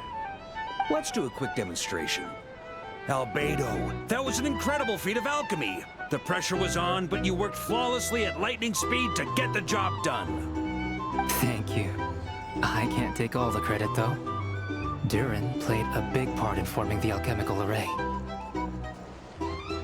See? Did you catch that? A masterclass in how to take a compliment. Okay, yeah. I did work pretty hard to help prepare for the battle. No point denying that. Hey, you guys! Hey, look who's bounced back. Looking good, traveler. Seems like you've recovered. You won't need to take any more medication. Can I get you a drink? Huh? You know how to order at a bar now? You've sure learned a lot recently. Handling a drinks order is ridiculously simple compared to alchemy. Don't worry, I'll blend into society yet. Paimon believes it! You're clearly a fast learner, just like your brother. To be totally honest though, Paimon didn't quite follow all the details when you first explained the plan to us. Don't worry, that's completely understandable. Unless you're a student of alchemy, it's hard to grasp the principle and how the process works. To put it in the simplest terms, we saw how our enemy stole the power of Kuvaki. And that gave us the idea of stealing his power to turn it against him. When facing an enemy you have no hope of defeating, it's best not to engage them in battle. So, instead of looking for a way to overpower him, we decided to help Columbina get strong enough to at least stand up to him in a fight. For this to work, we had to analyze his modes of attack, confirm who his main target was, and make sure that he wouldn't go beyond the range of the alchemical array. For added security, we prepared a total of 4 arrays. But to mitigate the impact of the battle, we identified one location in particular as the ideal spot, which is where the confrontation took place. The alchemical array absorbed his abyssal power. Then Durin processed it to render it usable by Columbina.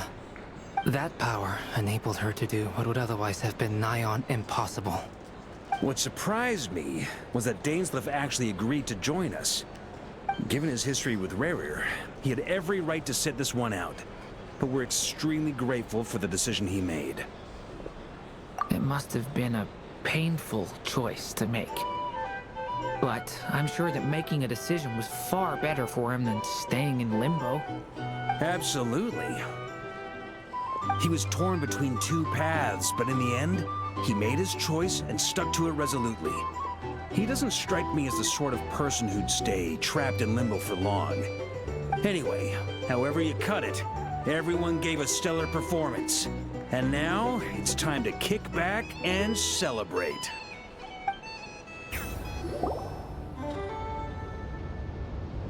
That's the only reason you're here. Yes. I've thought a lot about it. And I've realized that you, me, and Arlecchino should be friends. I think this is very important. So I felt I had to come and tell you. Well, this is a new one. I'm so moved. I can't even hold my teacup. If that's all, you can leave now. Do you not want to be friends with me? Or is it that you prefer being co-workers? What is this, Columbina? Are you deliberately testing my patience threshold? Right now, my politeness module is active. But if you say another word, I swear I'll shut it down. If your politeness module was active, wouldn't you say the word please at some point? Polonia, please see Lady Columbina to the door. Will you still invite me to your next tea party? What? Yes, I think you will. Bye-bye, dear Sandrone.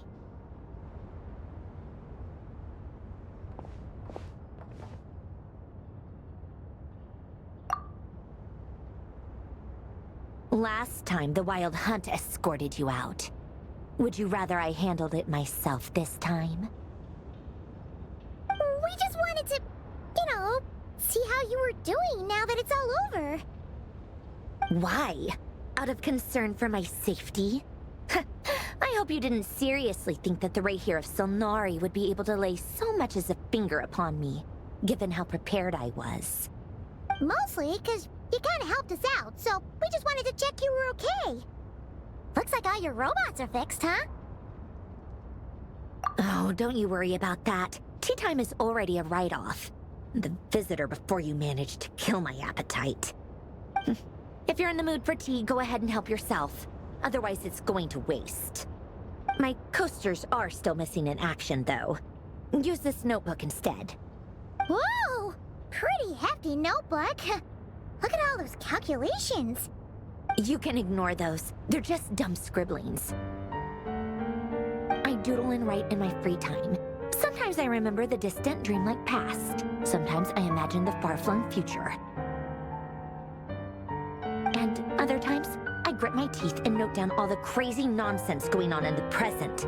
Some people do the crosswords in the newspaper. This is my equivalent of that. Trying to predict the future is like daydreaming, and writing about the present just makes me furious. The past is my favorite. If nothing else, it's already set in stone, so I don't have to rack my brains trying to figure it all out. Huh. Although, having said that, the only vaguely interesting memory in my past is probably that guy they call Lord Artificer. Who else? Pretty much all the mecha and Fontaine are his personal handiwork. Wait, are you saying you know him? Like, personally? As a friend? I mean, I guess we were friendly enough. Yep. In fact, I'm probably the only normal person left who knew him at all. We used to chat occasionally back when he was still around. Before he passed away, he asked me to destroy all his manuscripts. I honored his request, but I did read through everything first before destroying them. I mean, I couldn't let the genius of Lord Artificer Alain Guillotin disappear like that. Would have been such a waste. So, that's where the formulas in your notebook are from? I just told you. Those are my equivalent of crossword puzzles. They're just dumb formulas that I solve for fun when I'm bored. Alain's work was like epic poetry. The formulas in my notebook are just silly little riddles in comparison. Not that there's anything bad about them.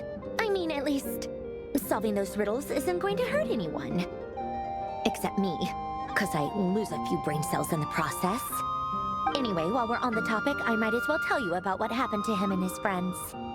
Alain Guillotin had two close buddies, Renee and Jacob. They spent their childhood years together in the Narzissenkreuz Institute. They were all quite competitive, so there was some rivalry between them, but it was a friendly rivalry. But beneath the friendship and the rivalry ran something deeper, a sense of nostalgia for the past. Unfortunately, childhood would end. The prophecy would come true, the apocalypse would arrive, and the future would never be.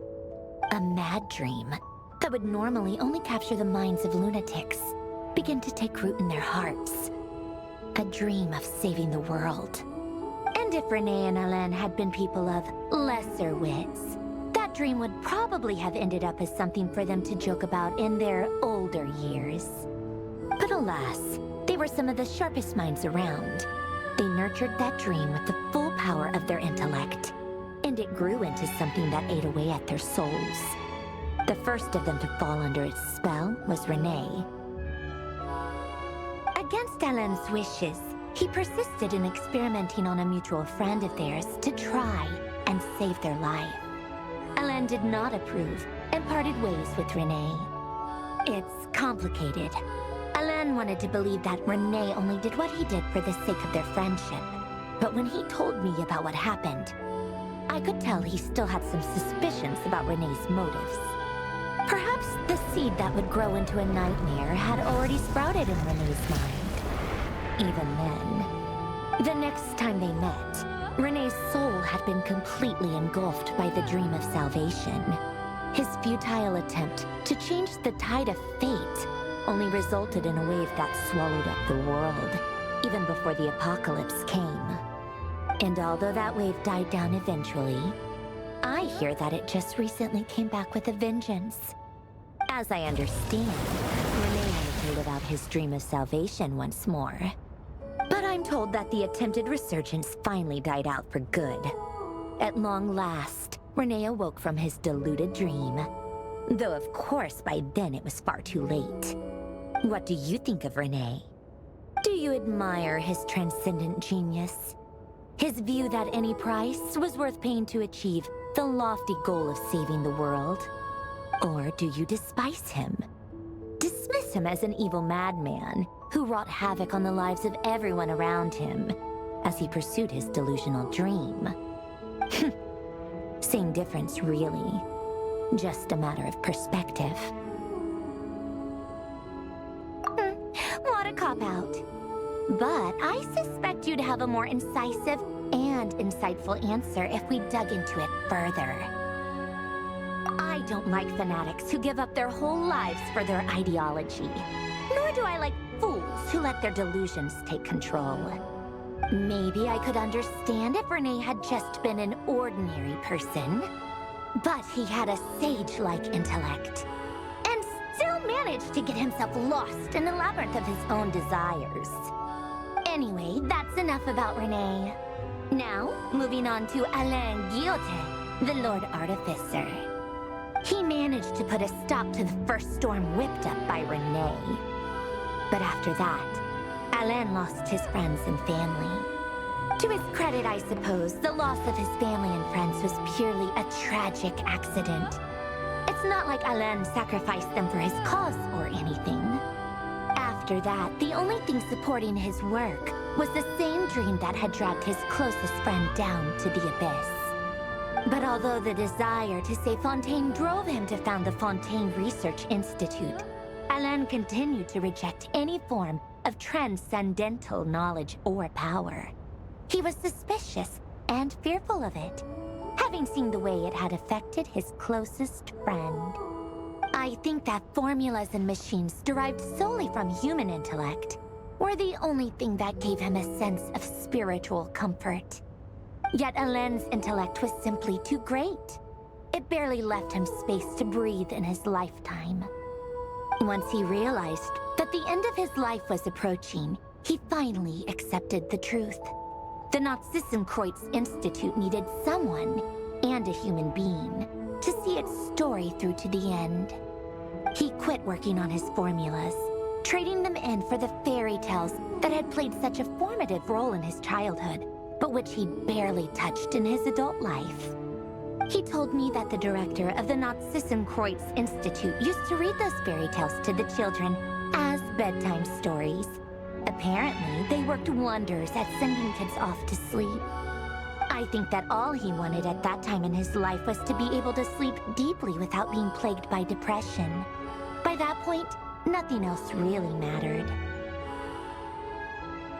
At the very end, he laid down to rest in the ruins of the former Nazissenkreuz Institute orphanage, while the Fontaine Research Institute he had founded continued tirelessly with its work. Many years after that, tensions over competing dreams would once again cause a rift, this time between members of the Fontaine Research Institute. But the actions of those fools had nothing at all to do with Alain. And that is the story of two people from the Nazissenkreuz Institute who both wanted to save the world. One went all in on his fantasy of salvation without ever looking back, and ended up calmly sinking to the bottom of the deepest sea. The other sought desperately to burn bright in his life, even though he wasn't sure where he was going.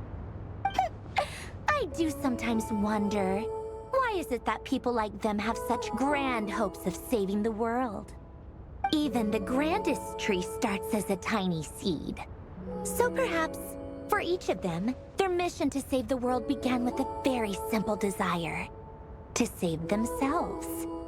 They were young children with friends and family who mattered to them, desires to explore the meaning of life, ambitions to have a successful career.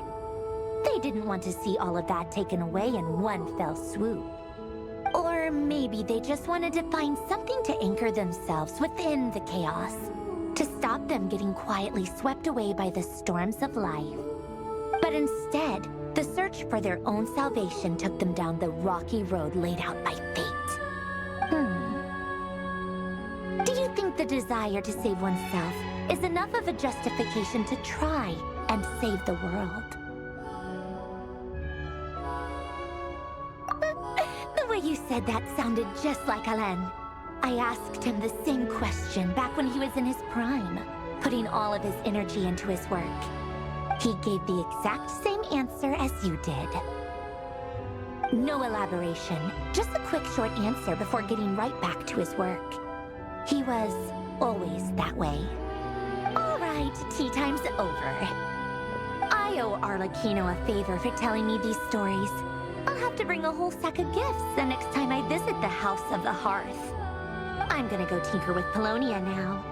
You guys can do whatever you want, as long as it doesn't involve interrupting me. Polonia, exit hibernation mode. Begin diagnostics.